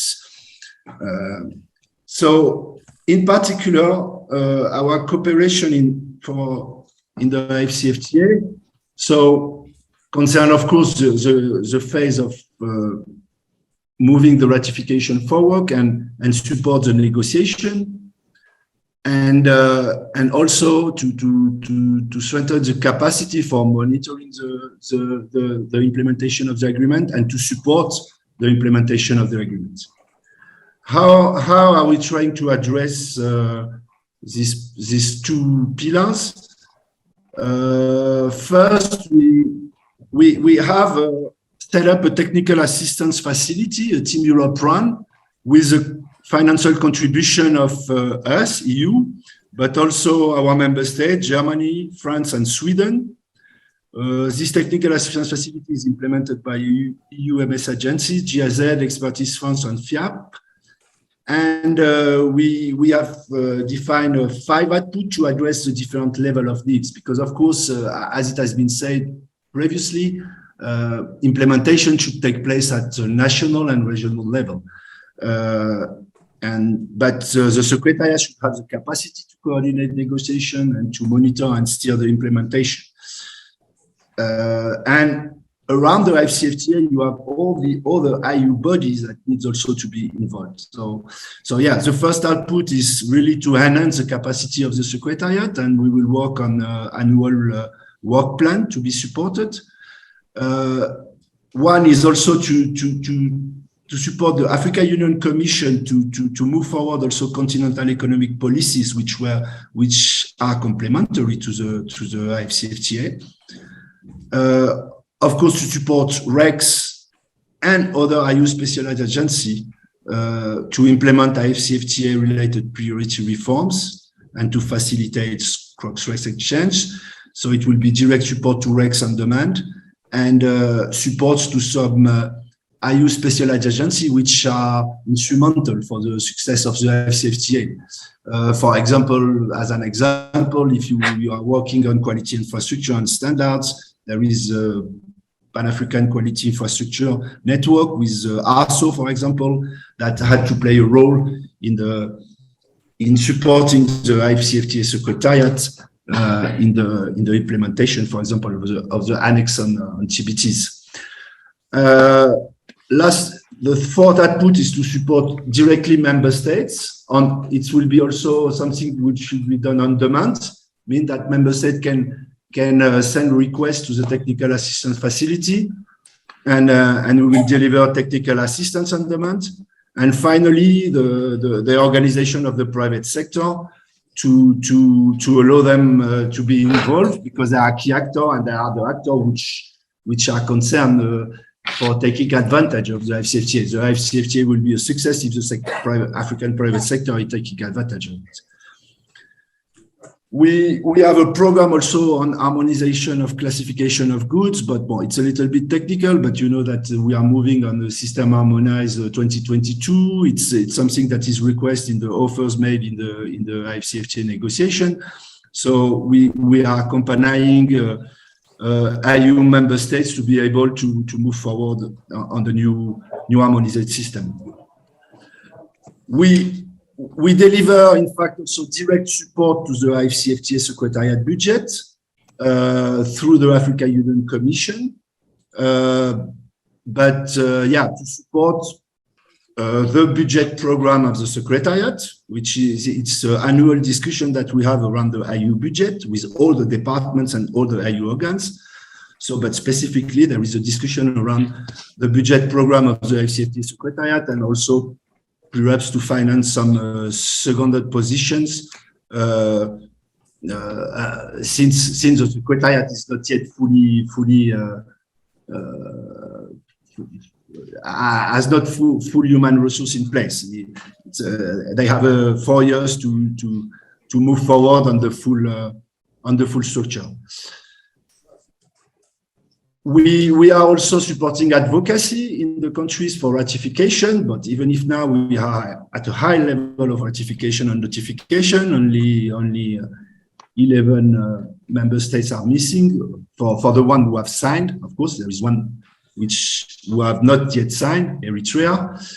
But so we have a contribution agreement with UNCITRAL to deliver with the AFCFTA Secretariat missions, high-level missions, forums on the ground to try to convince the different actors that AFCFTA is something that can give real opportunities for the private sector and for the countries to boost their intra-African trade, and so that they have to ratify it. We have specific support on the negotiation part, one on services, and we have worked with WTO and also, World Trade Organization, and also another international organization to deliver regulatory audits in African countries to help the countries to be able to prepare their negotiation based on analyses and policy paper. We are also supporting specifically the negotiation on trading goods, having developed with ITC a negotiation tool to be able to negotiate online, and it was something that appears very, very important during the COVID-19 pandemics. A specific support on rules of origin with the World Customs Organization, once on IPR with European Intellectual Property Office, and we have supported also with the technical assistance, the negotiation, the preparation of the protocol on investment, the first draft protocol on investment.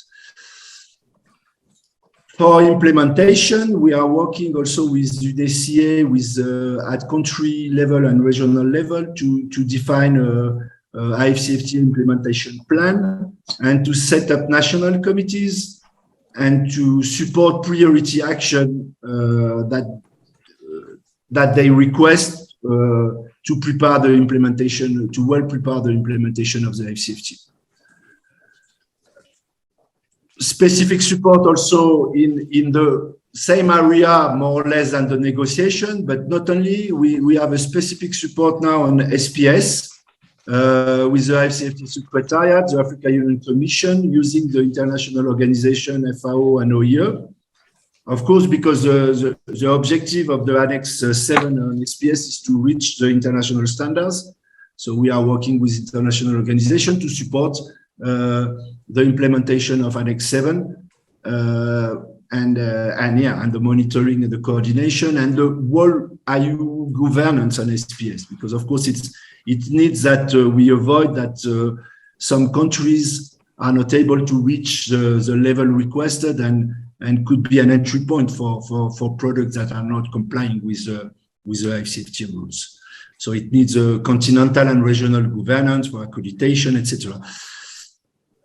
And finally, we are supporting the African Trade Observatories that has been requested by head of states in 2016, I think, as a tool to monitor the implementation of the IFCFTA, but not only a tool to give information to the private sector on opportunities that can come from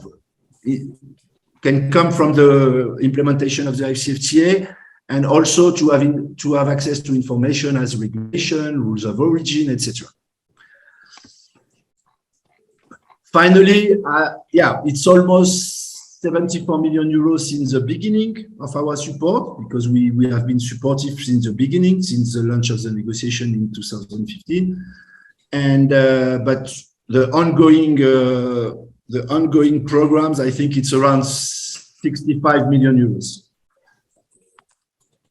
Finally, we are, as you know, we have defined our new programming, and we are working on identifying new program, and the regional multi-indicative programs is almost 10 billion euros. With 630 million euros, which are dedicated to regional economic integration, trade, and trade facilitation. So it could address the IFCFTA topics, of course, but not only. But of course, regarding the IFCFTA dynamic in Africa, the support to the implementation of the IFCFTA agreement will be certainly prioritized. And what is the potential pipeline for 2022-2027 through this regional MIP? This year we are working on a support to quality infrastructure and market access for 205 million euros, and support to trading services for 40 million euros. Of course, as you know, the MIP is a little bit different as the previous one. The regional one is not allocating a clear envelope to REX and to the continental level. So in fact, those programs I'm talking about are going to address in a coordinated manner the needs at continental level. For example, if you are talking about IFCFTA, the IFCFTA Secretariat mainly, but also the need that the REX have to implement the IFCFTA, but also for other agendas, trade agendas or regional agendas. For 2023, we work on trade facilitation on small cross-trade border, digital trade and e-payment, and competition policy. And in 2024 until 2027, investment and IPR, statistic, capital movement, and labor movement. So it's a little bit the pipeline that we are foreseen to adopt in the coming years.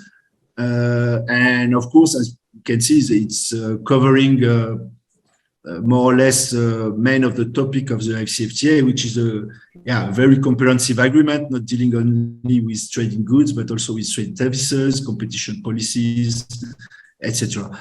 So, I will stop there, and thank you again for the opportunity to make this presentation. Thank you very much, Vincent, for sharing with us the EU's plans with the ACFTA Secretariat. We could see towards the end of your presentation some link with the efforts we are developing here in the launch of the Africa Days. So thank you for this information. But I would really like to invite now Monsieur Henri Monceau, the director of the Directorate of Economic and Digital Francophonie from the Organisation Internationale de la Francophonie to share his views and experience working with UNCITRAL in the further awareness building and coordination of members participating in UNCITRAL's work. Henri, you have the floor.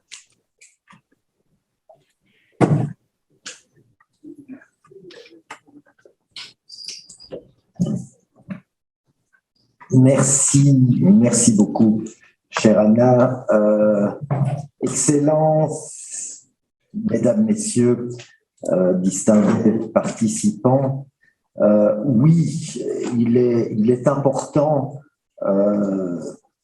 de souligner les efforts de coopération considérables qui sont mis en place depuis plus de 50 ans maintenant par la CNUDCI et qui sont soutenus depuis moins longtemps, mais quand même de longue date aussi, par l'Organisation internationale de la francophonie. Parce que dans un cas comme dans l'autre, nous partageons la conviction forte que c'est en travaillant avec les États, avec les gouvernements, en mettant en commun des pratiques, que nous pouvons construire une communauté internationale plus juste, où les richesses et la connaissance sont mieux partagées. Et ceci nécessite en effet de pouvoir travailler ensemble nos règles de droit. Et c'est pour cela que l'OIF soutient en particulier le renforcement de la capacité de ces États membres, des représentants de ces États membres au sein de la CNUDCI, au sein de l'OADA et plus généralement au sein du système multilatéral pour que vraiment les valeurs et les traditions juridiques des uns et des autres puissent peser dans le débat. Et c'est fondamental parce que malgré tout, la tendance dans un schéma de globalisation, de mondialisation qui, au cours des dernières années, s'est souvent résumé à un rapport de force, ne peut pas se lire uniquement selon des lignes de partage qui seraient économiques. L'enjeu culturel au sens fondamental, au sens aussi de ce qui a permis de développer, de créer, d'élaborer la règle, cet enjeu est essentiel. Et je voudrais le rappeler ici, je dois bien le dire aussi dans un contexte où on peut avoir le sentiment qu'il n'y a plus qu'une langue officielle aux Nations Unies, qu'il n'y a peut-être même plus qu'une langue officielle au sein de l'Union européenne, si j'en crois ce que j'entends depuis ce matin, que ce n'est pas le cas et qu'il y a plus qu'une langue. Alors nous avons entendu nos collègues hispanophones tout à l'heure, il y a plus qu'une langue, il y a plus qu'une tradition juridique aussi, vous le savez, y compris en matière commerciale, et il est de notre responsabilité à tous, et particulièrement, je crois, à celle des représentants des institutions internationales, de le vivre comme tel, de le faire vivre comme tel. Ça fait partie, je pense, d'une l'attitude qui consiste à prendre en compte cette diversité, qui consiste à prendre en compte ce multilinguisme, est une contribution qui me semble aussi importante que simplement le travail de la matière elle-même, le travail technique autour de ces questions. tout dépend évidemment de quel monde nous voulons construire ensemble. Voilà, c'est la raison fondamentale pour laquelle nous nous engageons dans ce travail de consolidation, de renforcement, de mise en capacité des acteurs. Nous avons été heureux de le faire ici au cours de ces 3 derniers jours, avant cet événement important des Journées africaines de la CNUDCI, en partageant autour de la question du règlement des différends entre investisseurs et États, justement des points de vue très, très différents pour aller aussi, parce que nous croyons que c'est fondamental, vers une africanisation du droit, notamment dans la perspective de la construction de l'ASLECAF, raison pour laquelle nous sommes aujourd'hui d'ailleurs tous réunis à Accra. L'ASLECAF est un projet essentiel. On a eu l'occasion de se le dire pour ceux qui participaient aux journées précédentes, un projet essentiel, pas seulement pour l'Afrique, mais pour le monde entier, pour la place de l'Afrique dans le monde et peut-être pour une réorientation des enjeux en matière de cadre et donc de règles de droit commercial. Nous sommes heureux d'y contribuer de cette façon-là. Nous sommes heureux que les pays africains francophones, 31 pays sur le continent, puissent aussi entrer de plus en plus dans le débat, puissent apporter leur contribution et puissent peser, encore une fois, sur cette construction du monde de demain. Alors, merci beaucoup à la CNUDCI pour son action, pour son travail de fond, pour sa disponibilité constante vis-à-vis de l'ensemble des États membres et pour la bonne coopération avec nous. Merci au Ghana pour avoir accueilli, cher ambassadeur Johnson, cette manifestation et aussi s'impliquer de belle manière dans les travaux de la CNUDCI. Et encore une fois, excellente journée au pluriel de partage de nos expériences, de partage aussi de nos valeurs et de notre volonté de parvenir ainsi ensemble à un avenir meilleur. Je vous souhaite de bonnes journées de la CNUDCI.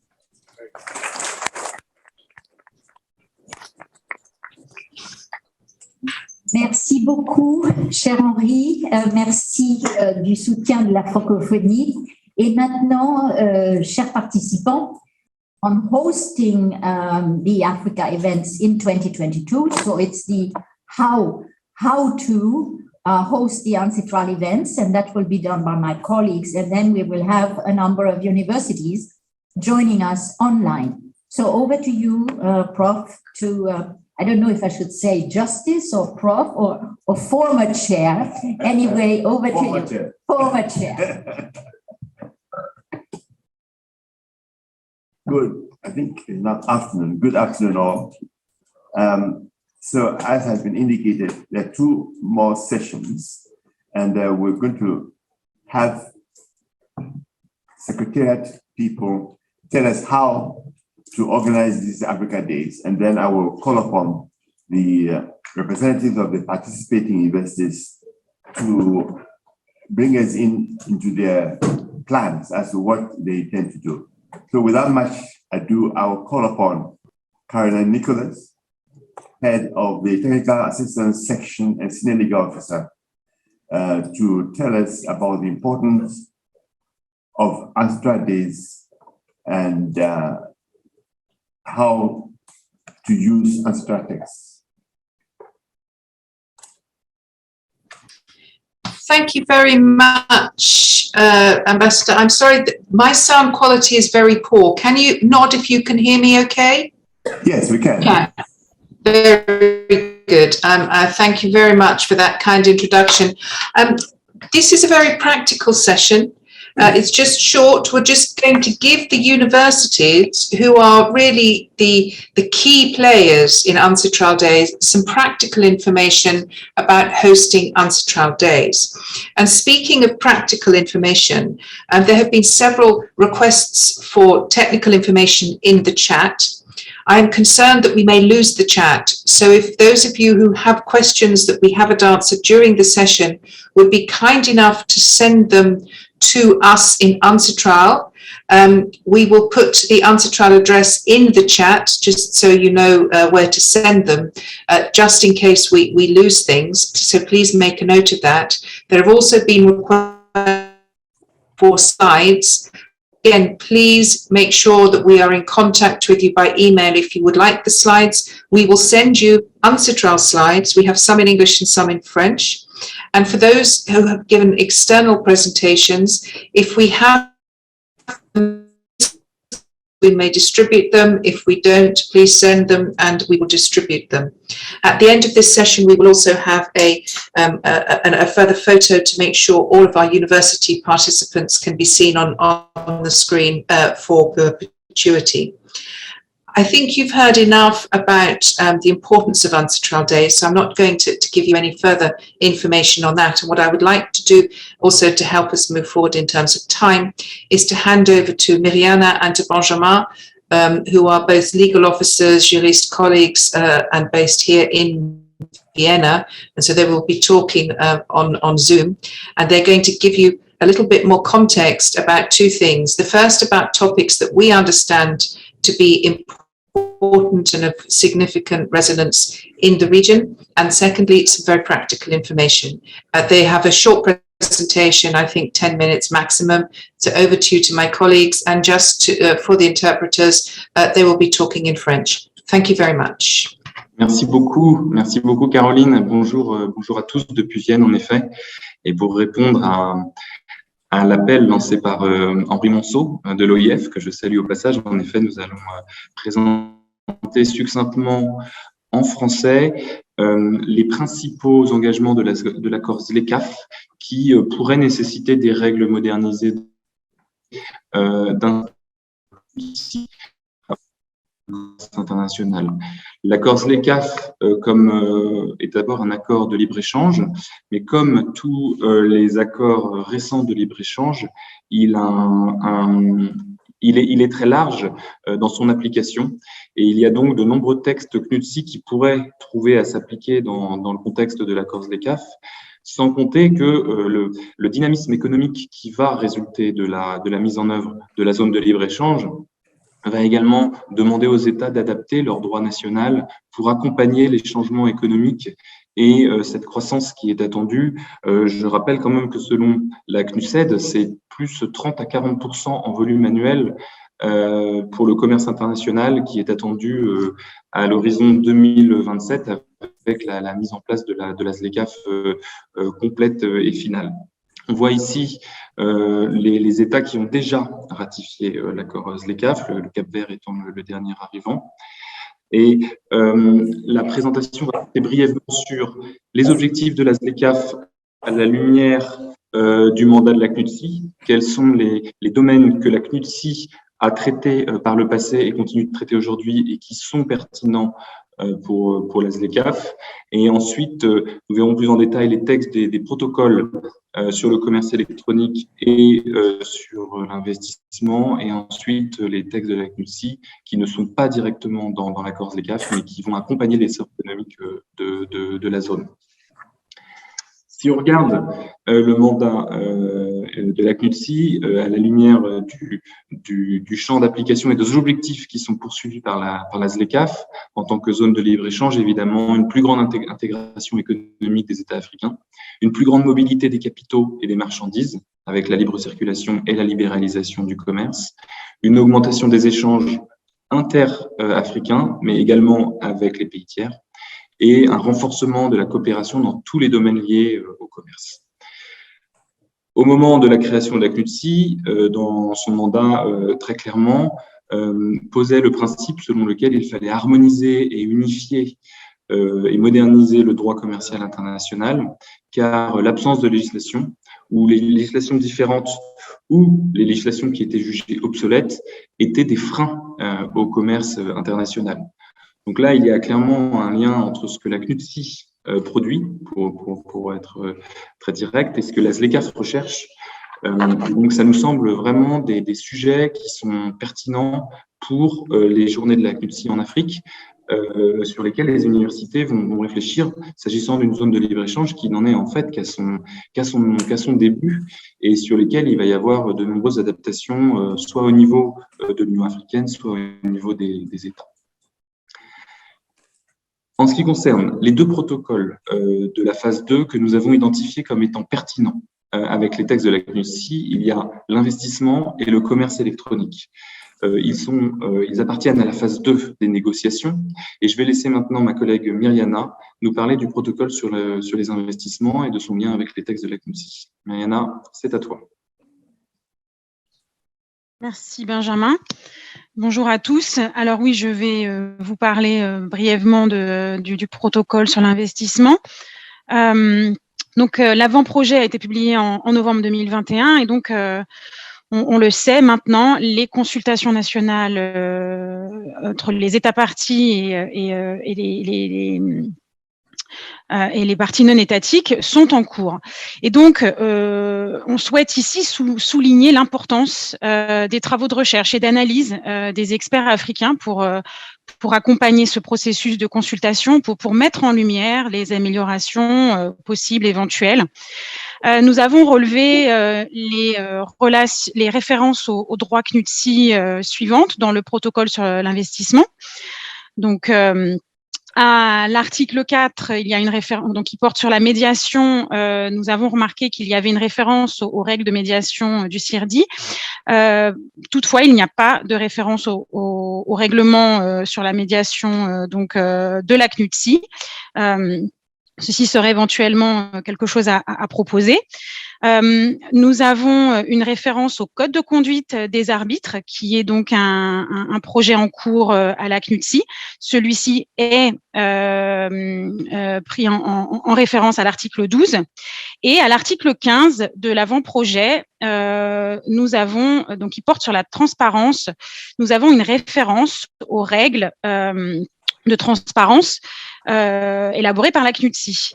Et donc là-dessus, j'aimerais prendre un instant pour vous présenter ce règlement de transparence. Benjamin, tu veux bien passer la slide après, s'il te plaît? Merci. Donc les normes de la CNUDCI sur la transparence, il y a trois outils qui ont été mis en place par la CNUDCI pour améliorer la transparence dans le règlement des différends entre investisseurs et États. Et c'est ce règlement auquel il est fait référence dans l'article 15 de l'avant-projet. Ce règlement a pour objectif de proposer un corps de règles spécifiques pour compléter tout règlement d'arbitrage choisi pour régir un arbitrage conduit sur la base d'un traité d'investissement. Ces règles prévoient notamment, et sous certaines conditions, la publication d'informations et de documents relatifs à l'affaire. Et ces règles permettent aussi que des observations soient présentées par les tiers ou par une partie au traité, non partie au litige. Ce règlement peut être donc choisi pour tous les arbitrages, pour tous les traités conclus après le 1er avril 2014. Et donc pour traiter de la question des traités conclus avant le 1er avril 2014, la CNUDCI a mis en place un mécanisme efficace permettant aux États de prévoir l'application de ce règlement sur la transparence à leur traité d'investissement antérieur à l'entrée en vigueur du règlement. Ceci pour éviter d'avoir à entrer en négociation pour chaque traité d'investissement antérieur.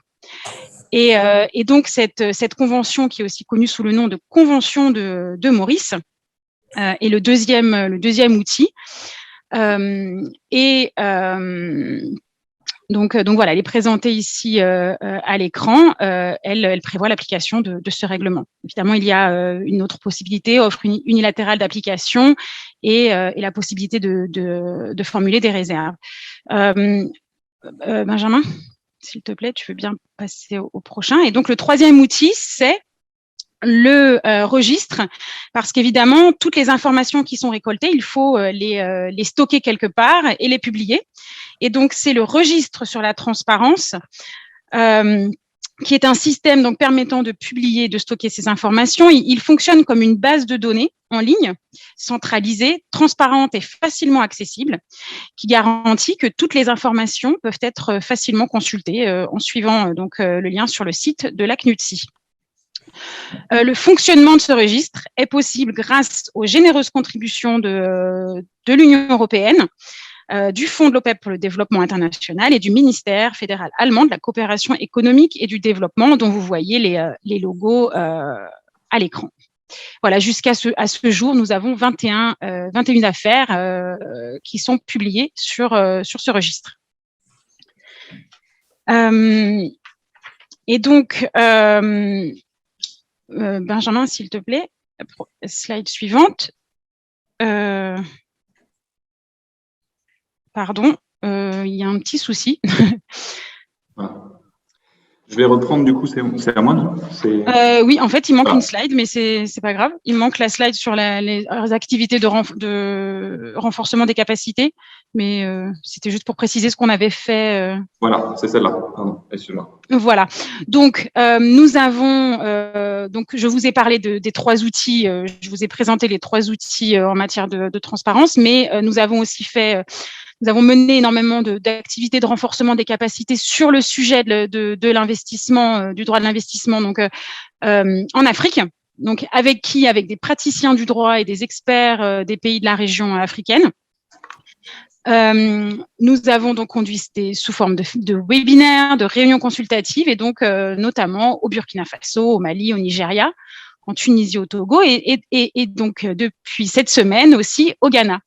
Et donc vous comprenez l'importance des journées de la CNUDCI dans notre objectif de renforcer les capacités sur des sujets d'importance pour les discussions en cours. Voilà, Benjamin, je te redonne la parole.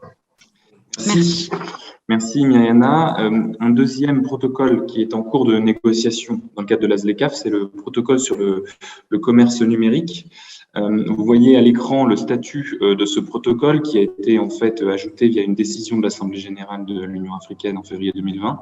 Il y a actuellement un comité sur le commerce numérique qui travaille sur ce protocole avec des travaux exploratoires et beaucoup d'inconnus. Est-ce que ce protocole concernera des données, des plateformes, le commerce sans papier, les paiements en ligne?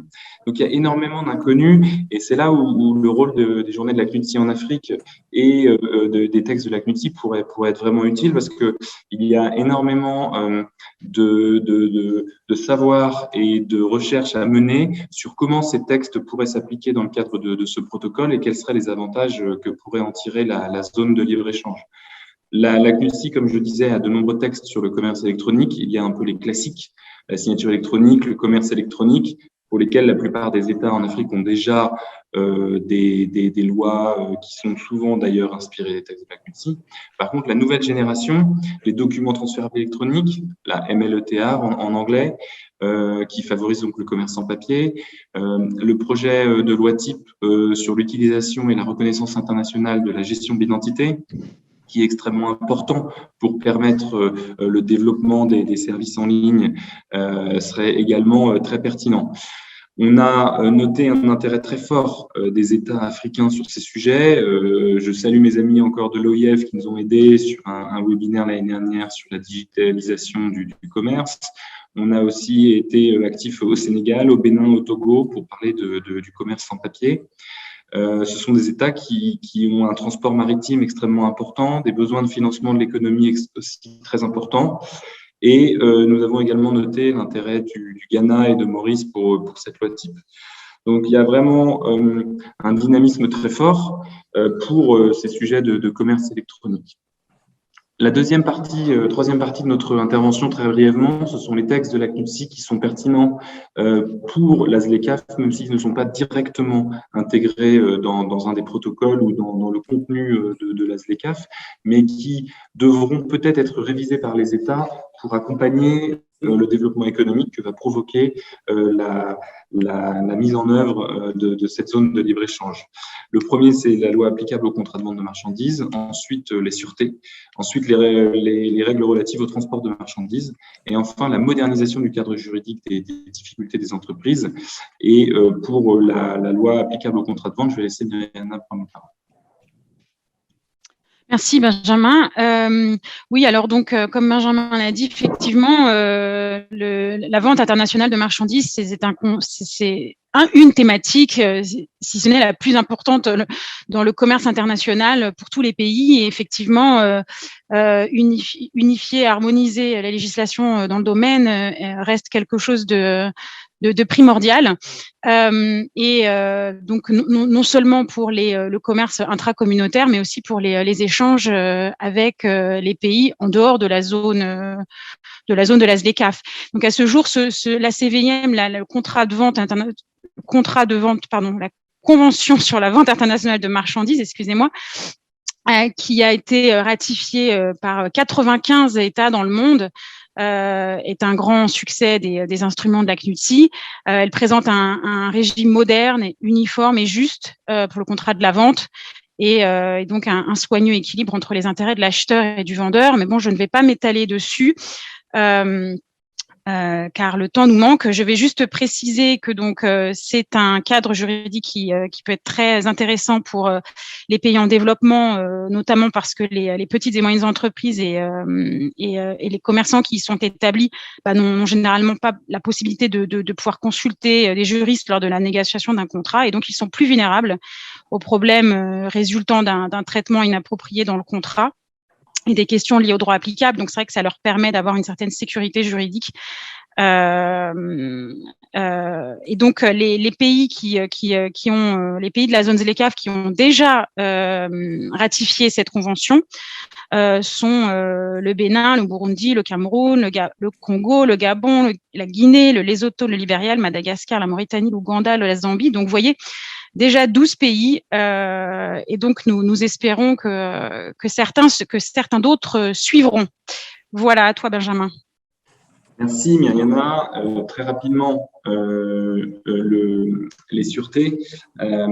En réalité, c'est un sujet très technique, c'est un sujet très juridique, mais on parle quand même de quelque chose qui permet d'accompagner le développement économique, d'améliorer le financement de l'économie et de réduire le coût du crédit. Ça sera certainement nécessaire, pareil, dans le cadre de la mise en œuvre de la ZLECAf.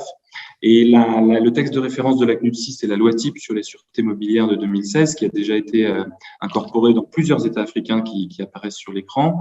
Cette loi type est utilisée comme référence dans le cadre de Doing Business et du nouveau Doing Business qui s'appelle le Business Enabling Environment, pardonnez-moi pour l'anglicisme. C'est un texte vraiment tout terrain qui s'applique à tous les types de biens meubles corporels et incorporels. Et la nécessité d'avoir des universitaires qui se saisissent et qui étudient ce texte pour éventuellement le promouvoir aussi dans leur droit interne est très importante. Dans le pays d'où je viens, en France, ce sont toujours des universitaires qui ont été à l'origine des réformes en droit des sûretés. Donc, c'est vraiment un sujet qui devrait être porté par les universitaires et sur lesquels on attend beaucoup d'intérêt de la part des Journées de la CNUDCI. Je vous remercie. À toi, Myriana. Alors, pour le transport de marchandises, c'est aussi une autre thématique assez importante. Nous avons deux instruments qui proposent un régime juridique uniforme, donc pour les contrats de transport de marchandises par mer, les règles de Hambourg et les règles de Rotterdam. Donc, le temps nous manque, donc je vais passer très rapidement là-dessus. Ça reste des sujets qui peuvent vraiment intéresser les juristes du continent. Donc, nous sommes bien sûr à la disposition de tout expert qui aurait besoin d'informations sur ces instruments. Voilà, Benjamin, je te redonne la parole assez rapidement. Merci.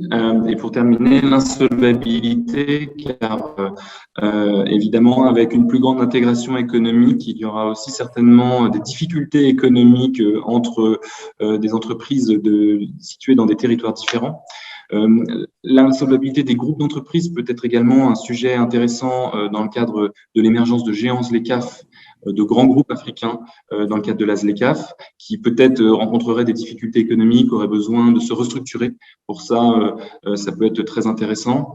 Et enfin, je cite le dernier bébé de la CNUDCI, ce sont les recommandations sur l'insolvabilité des micro et petites entreprises, qui sont vraiment adaptées pour l'économie informelle, pour les micro-entreprises, et pour faciliter rapidement les difficultés économiques rencontrées par ces toutes petites entreprises et qui pourraient aussi faire l'objet d'études, d'analyses dans le cadre des journées de la CNUDCI en Afrique. Voilà.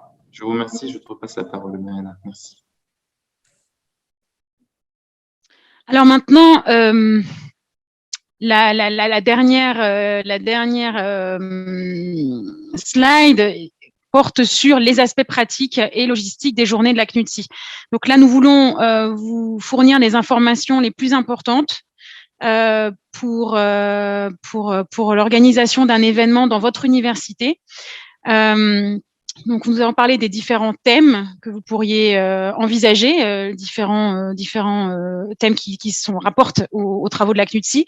Mais maintenant, quand pouvez-vous organiser un événement? En fait, ça va dépendre beaucoup de votre emploi du temps, de vos disponibilités. Mais la seule chose que nous vous demandons, c'est que ça se situe entre le mois de septembre et le mois de décembre 2022. Pourquoi? Tout simplement pour respecter en fait un cadre que nous avons mis en place dans les autres journées de la CNUDCI et ensuite pour que nous puissions le rapporter à la commission l'année prochaine. Donc, vous choisissez un jour. Ensuite, sous quelle forme? Ça peut être comme vous le souhaitez aussi. C'est comme l'université ou l'institution organisatrice. C'est comme elle le souhaite, en fait, selon ses capacités. Ça peut être des webinaires, ça peut être des déjeuners, ça peut être des conférences d'une journée, d'une demi-journée. C'est vraiment très très flexible. Nous sommes à votre écoute pour échanger sur le format qui vous intéresse le plus. Ensuite, quelle serait la contribution des organisateurs, organisatrices? Eh bien, organiser de manière générale l'événement, gérer les inscriptions, la communication donc aux participants. Et puis, en ce qui concerne l'élaboration du programme, c'est quelque chose que nous ferions en coopération. Donc, ce serait avec le secrétariat de la CNUDCI et l'organisateur que nous mettrons ensemble sur pied un programme donc pour couvrir les thématiques qui vous intéressent. Bien évidemment, nous avons présenté là avec les deux protocoles sur l'investissement et sur le commerce électronique, nous avons présenté des thématiques phares et nous pouvons compléter avec d'autres thématiques qui seraient pertinentes, qui vous intéresseraient.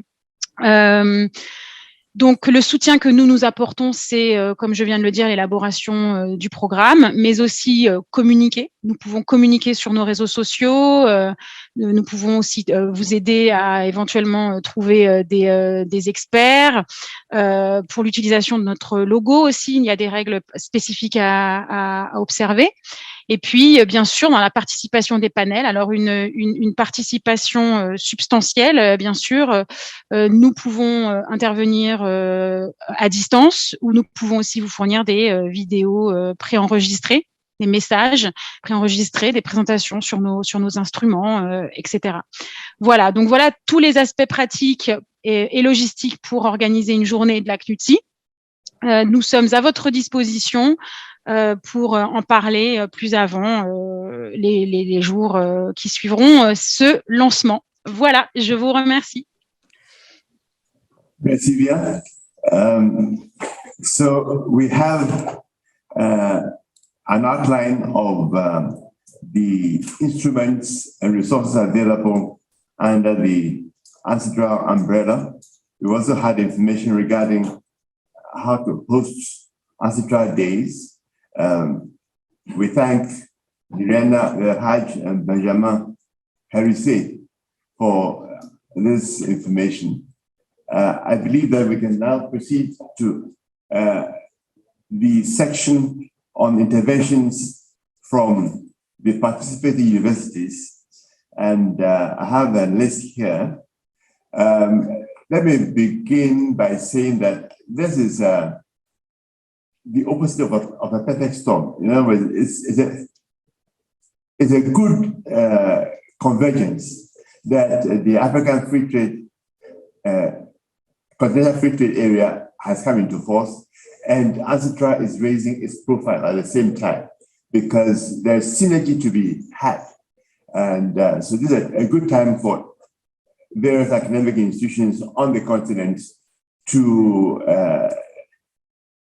get involved in researching the areas of UNCITRAL's interest and locating their particular territories into these activities, because there's much to be gained and in strengthening the Continental Free Trade Area movement. Of particular interest to me because of my history, and I think a low-hanging fruit is a rapid, shall we say, accession or ratification of the Convention on International Sale of Goods.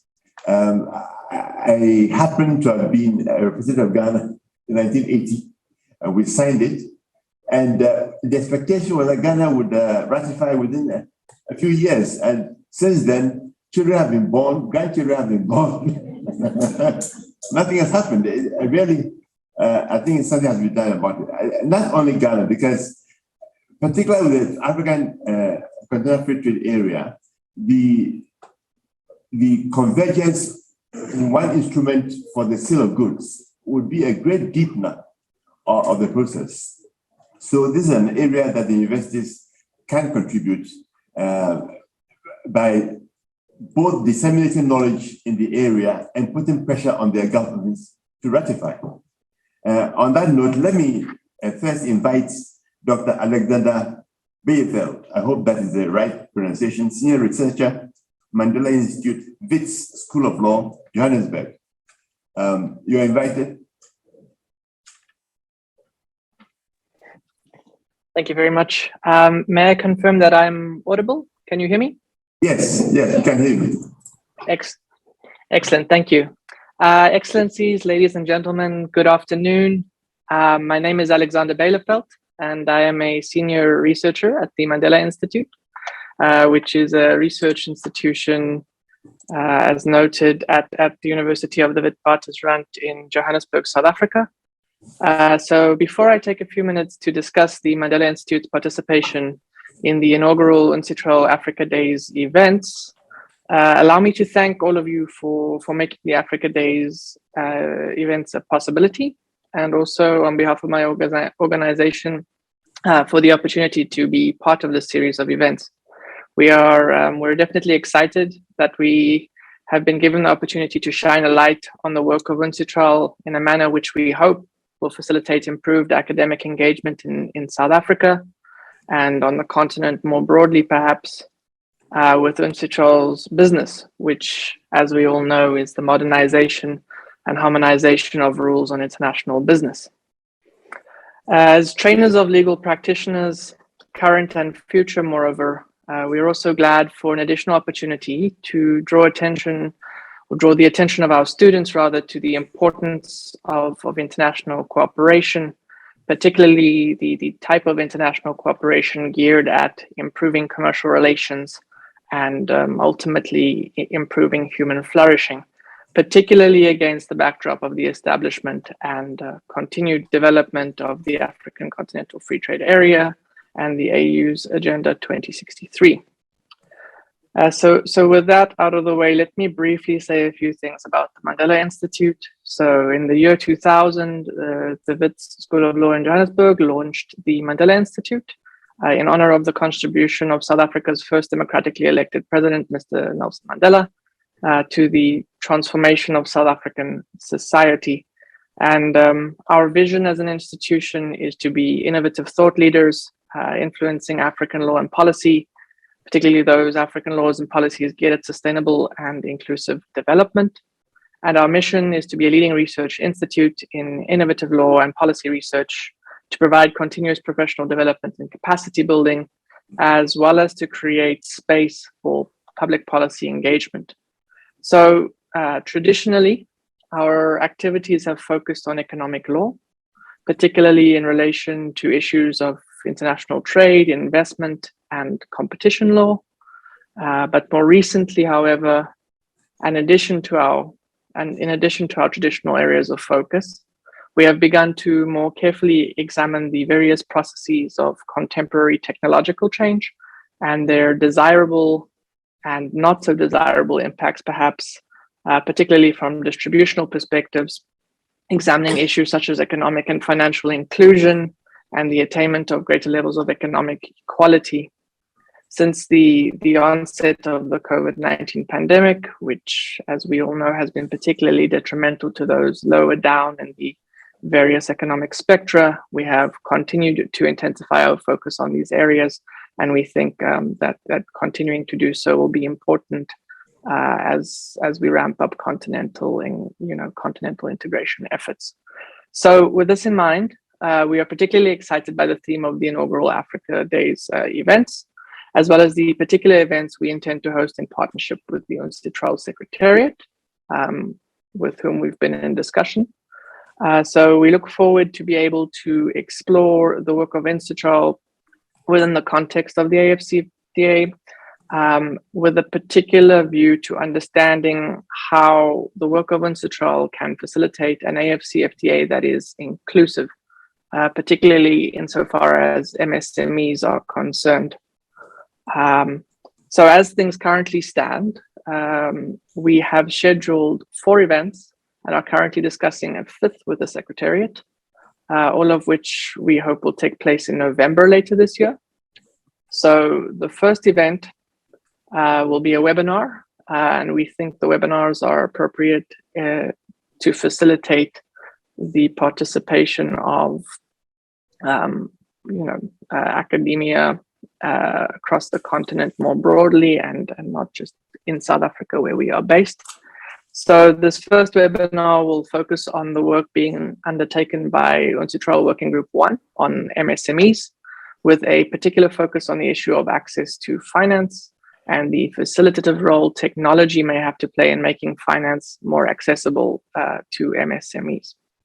This is, of course, a very important topic, particularly given that most firms on the African continent are MSMEs.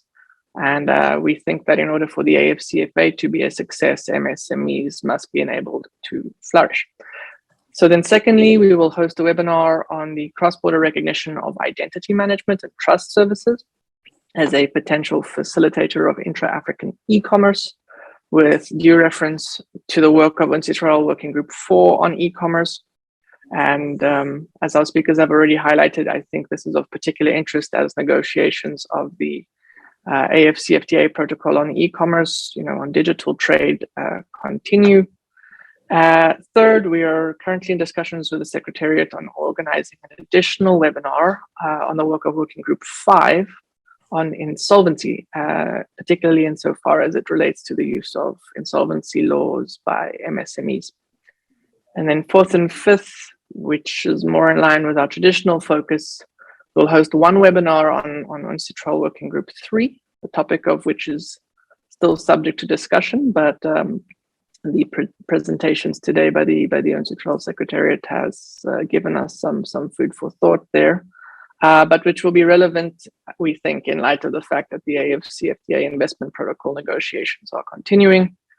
And then finally, we will turn to a 2-day conference towards the end of November, which is already confirmed and will be titled Making the Multilateral Investment Court Beneficial for Sub-Saharan Africa. This will be a 2-day event, a hybrid event, I believe, which UNCITRAL Secretary Ms. Anna Joubin-Brett has kindly agreed to speak at. So yeah, I'm cognizant that we are a bit short on time, and so I think I will conclude here by saying that we very much look forward to all the events to be hosted under the banner of the UNCITRAL Africa Days, And we hope to see as many of you as possible later in the year. And with that, I thank you for your attention. Thank you very much, Dr. Bayfeld. The next scheduled speaker was supposed to be from Togo, but I understand he has cancelled. But I believe also that there's a replacement from Sierra Leone. So if our colleague from Sierra Leone is online,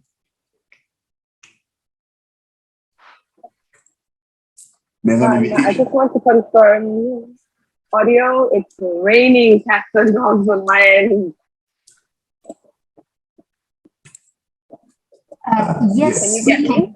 We can see and hear you. Yes. Kindly introduce yourself. Yeah. Honorable ministers, dignitaries, panelists, and participants all, greetings from the Republic of Sierra Leone.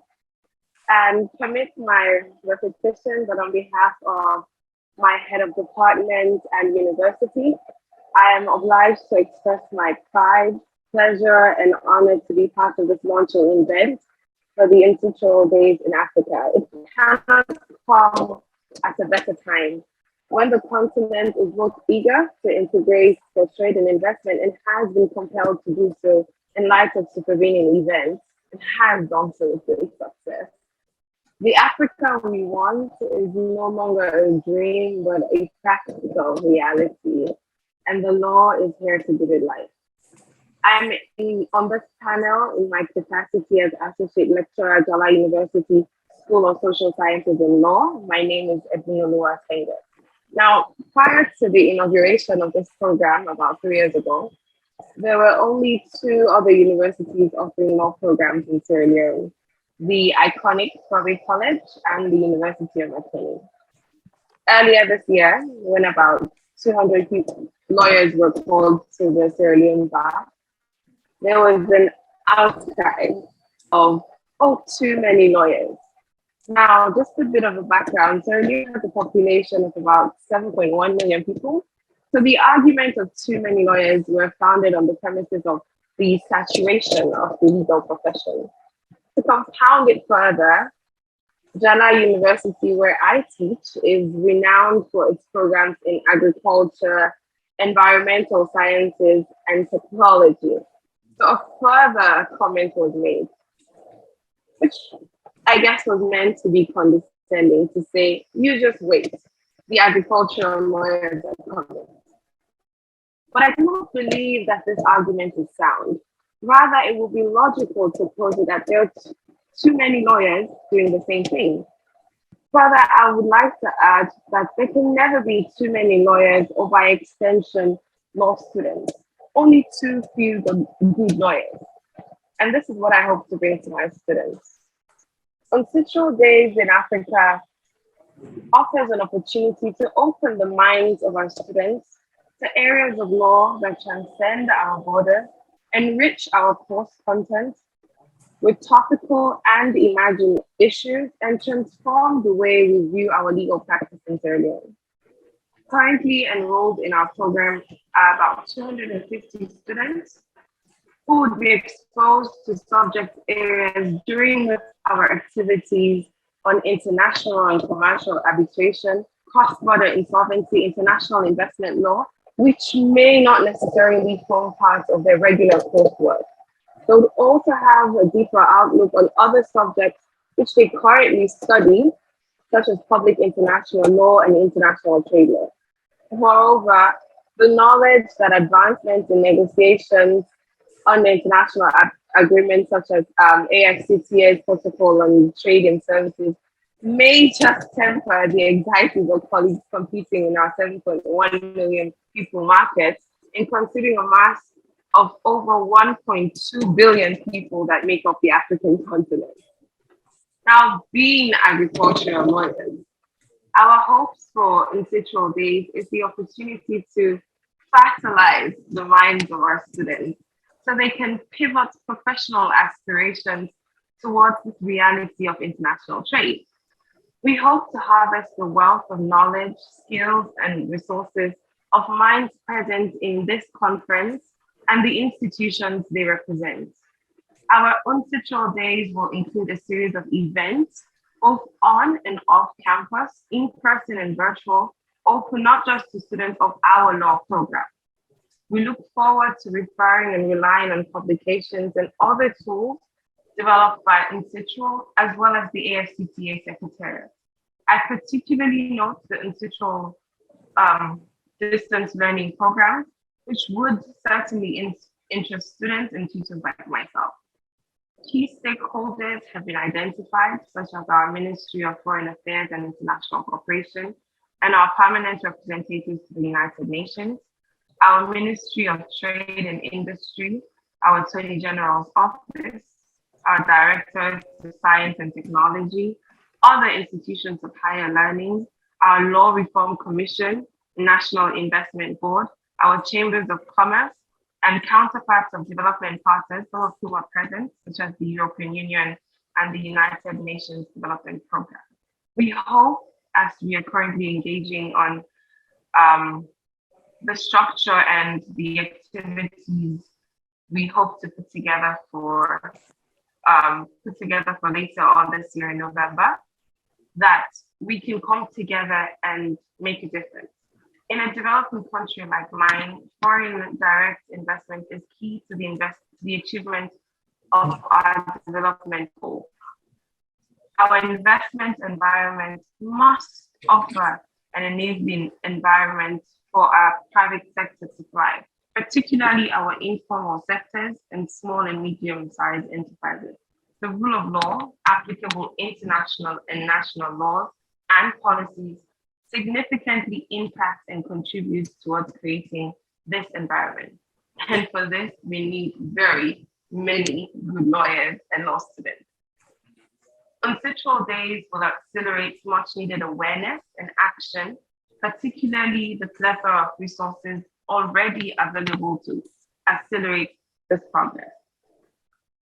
I wish to particularly highlight that model law best practices that are contained in these resources developed by UNCITRAL as well as the AFCTA Secretariat mainstream issues of gender and youth, which are really important for a country like mine, which has a very high population distribution for women and young people. So I look forward to having people here in this conference as speakers, guest lecturers, and partners as we put together these series of activities. We'll continue engaging with our key stakeholders, as well as the UNCITRAL Secretariat in providing support to put together these activities. I thank you once again. Thank you very much.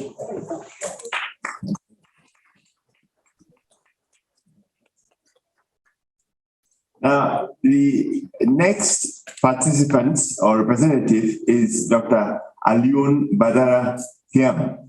Monsieur le professeur, vous avez la parole.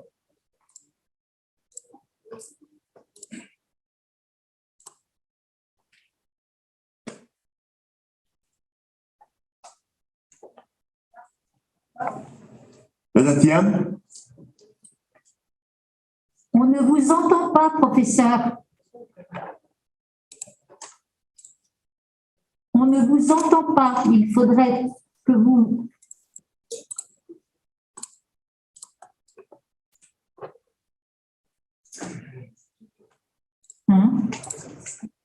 Vous êtes encore... votre micro est éteint et on ne peut pas vous entendre. Allô, allô.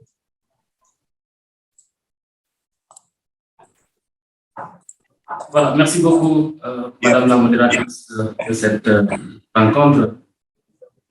Je m'appelle Alioune Badara Thiam, je suis titulaire d'un PhD en droit des affaires et sciences juridiques comparées de l'Université de Macao et je suis actuellement enseignant-chercheur à l'Université Gaston Berger de Saint-Louis. Mon domaine de recherche inclut notamment le droit commercial, l'intégration juridique, le droit civil, le droit comparé et également les relations Chine-Afrique.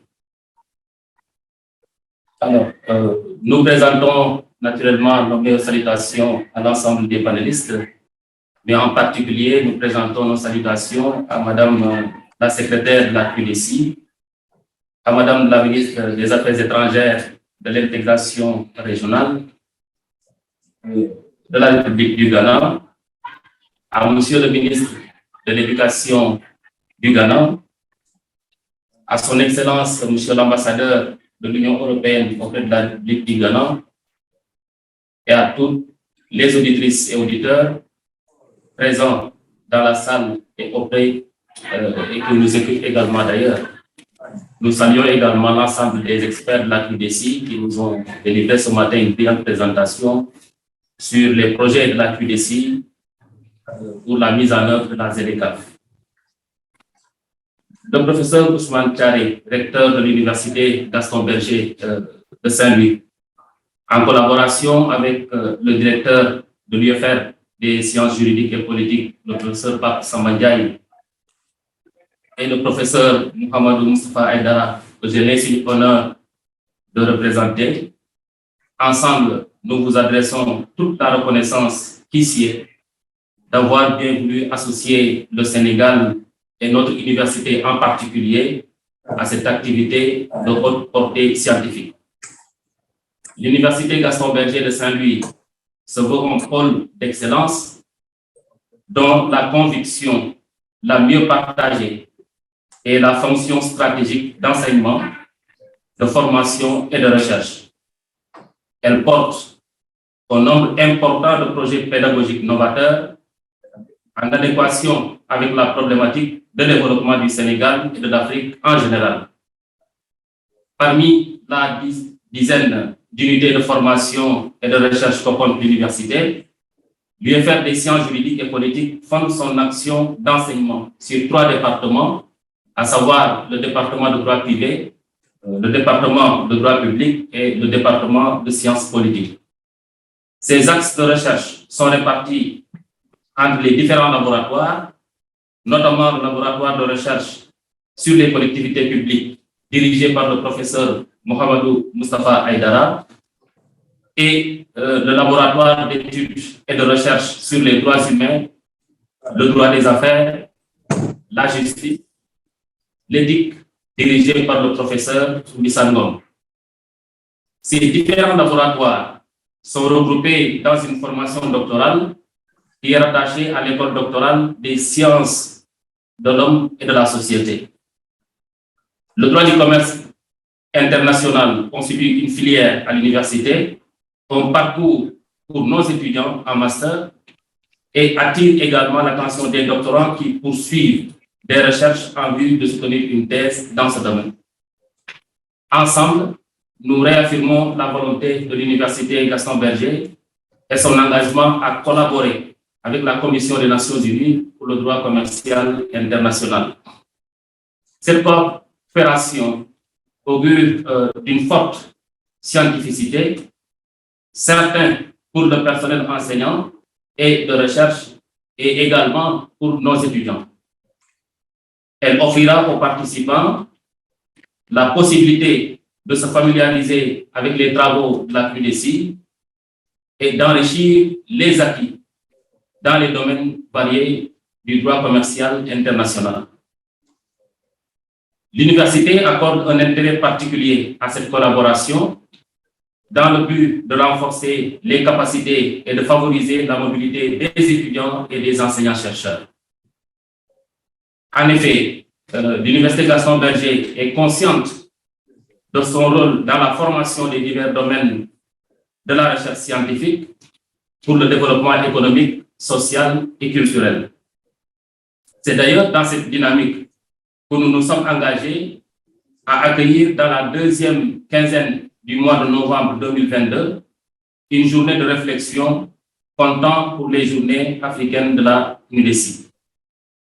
Nous avons déjà engagé des discussions en interne pour évaluer les modalités pratiques ainsi que la logistique nécessaire pour l'organisation de la journée CNUDCI au Sénégal. Un large créneau est envisagé pour écouter d'abord les experts de la CNUDCI ainsi que les experts nationaux en la matière pour davantage sensibiliser sur les nouveaux axes de la Commission en vue d'une modernisation et harmonisation du cadre juridique du commerce international. Éventuellement, nous accorderons un créneau aux doctorants résolument engagés à présenter leurs travaux en rapport avec les thèmes proposés par la CNUDCI, tels que la résolution des conflits, le commerce électronique, l'insolvabilité transfrontalière, les petites et moyennes entreprises. Enfin, et pas des moindres, un autre aspect très important qui justifie cet intérêt d'élargir la coopération se fonde sur le potentiel minier et gazier de la région de Saint-Louis. Il est donc certain de s'attendre déjà à un nombre important d'investisseurs, d'où la nécessité pour l'Université Gaston Berger de s'ériger en bouclier et de s'engager dans une dynamique inclusive d'adaptation des règles relatives au commerce et à l'investissement. Qu'il me soit permis à la fin de saluer encore une fois cette initiative de la CNUDCI, de remercier également les experts de la CNUDCI, notamment Myriana Beladji et Erissé, ainsi que tous les autres acteurs qui partagent et assurent la liaison pour le succès de cet événement. Je ne saurais conclure sans pour autant vous montrer quelque peu l'enthousiasme que cela suscite à l'Université Gaston Berger de Saint-Louis. Je suis déjà dans la salle avec un nombre important d'étudiants en master et en doctorat qui déjà se préparent à accueillir cette journée de la CNUDCI au Sénégal. Je vous remercie.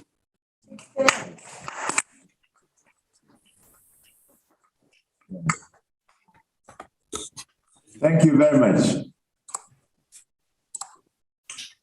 Now, we're doing well for time. We're moving on next to Dr. Jean-Baptiste Havelimana, who is going to speak to us from Paris.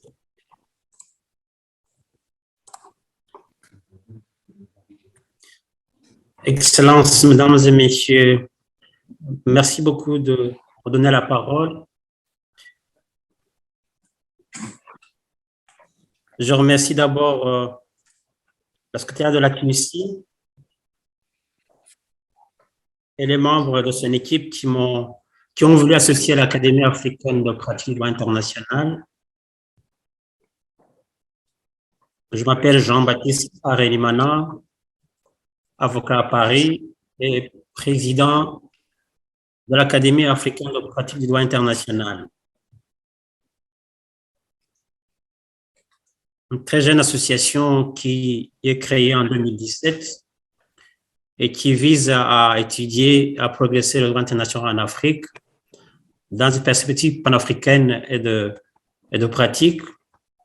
Il se veut avant tout un catalyseur des idées et lanceur d'action au service des praticiens africains, mais également un découvreur de champs et de lanceur d'idées pour éclairer et rayonner le droit international en Afrique.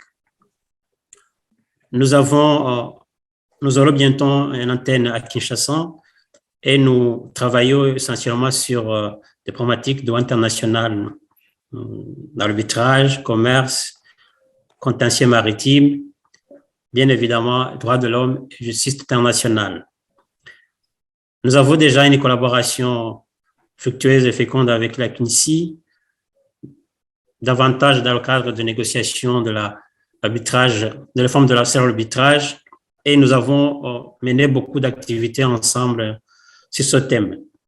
Alors, nous avons accepté très rapidement l'organisation de certaines activités liées aux journées de la CNUDCI en Afrique.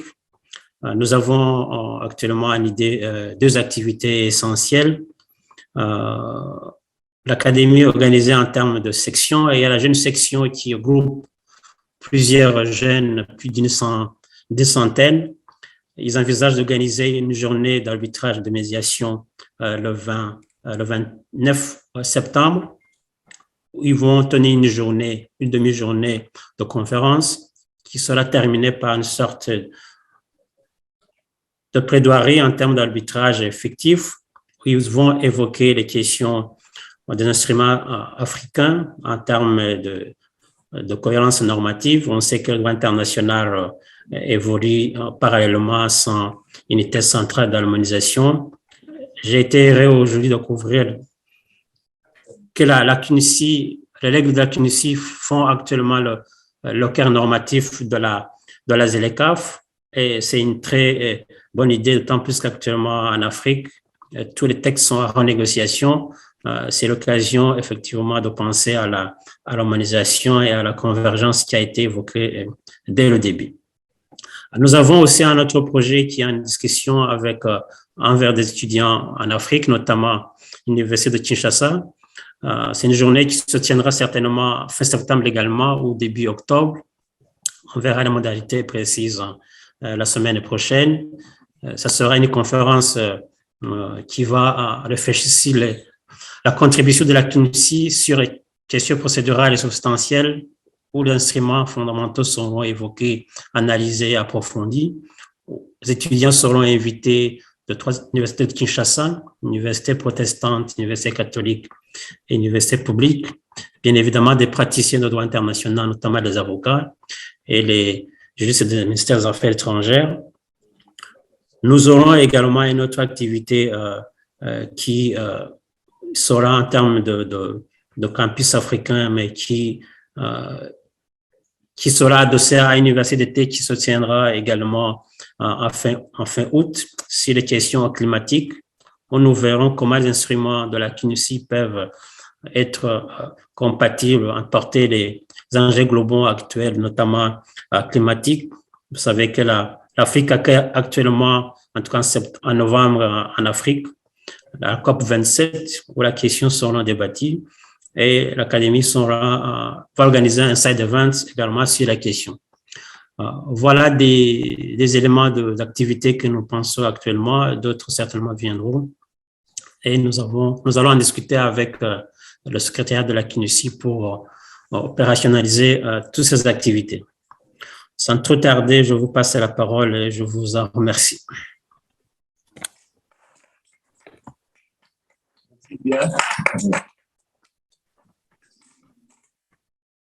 Yeah, I now come local. I have the pleasure to invite Professor Apeja to give his intervention on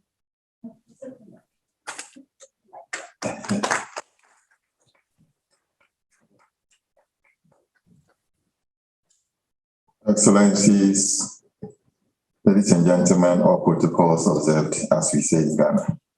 So I will try and summarize a few activities we have in mind, those that we may consider as long-term and those that we plan to do this year. So generally, as Prof. rightly said, after coming on board and UNCITRAL trying to show a lot of shine on its activities in Africa, it's an interesting coincidence, and we want to leverage on that. And so we expect that UNCITRAL will help, especially considering that Africa is trying to match up to meet its commitments under the SDGs, the Sustainable Development Goals. Now, looking at how UNCITRAL can partner with us in this regard to be able to see how Africa can reach its SDGs, as well as the Agenda 2063, which forms part of the AU's agenda, which incidentally also ties in with AFTA. And so it's about how, in trying to showcase UNCITRAL, it's also about how UNCITRAL can help to support AFTA to succeed in terms of, for example, looking at technical assistance. And I think one area where AFTA needs support, we know that the majority of African states have signed up to AFTA. There's been ratification, but there are some few countries that are not, about 12 countries. And so there's a need to find ways to knock on their doors to make sure they come on board. And I think UNCITRAL can help in this regard, and as a result, help to showcase UNCITRAL to the African continent. domestication is more of a challenge, especially when you consider the fact that within the AFTA framework, we have to prepare national AFTA implementation strategies. That is quite lacking. So there's a need for support to be able to move a step forward in that regard. And as has already been mentioned, a country like Ghana has not signed or ratified the contract for international sale of goods, which we think is very important to make sure that we get ratification and go beyond that to domestication. I think in all, it will help also with Ghana's AFTA objectives, which strongly ties into the fact that we serve as the headquarters for this free trade, important Africa free trade agreement. And we're also considering the fact that especially based on the experience of ECOWAS, which has some free trade agreements, it has led to transnational organized crime as people move about freely and goods also move about freely, especially also in the context of the fact that there's a lot of informal trading going on, especially across borders. And therefore, it lends itself to some forms of transnational organized crime.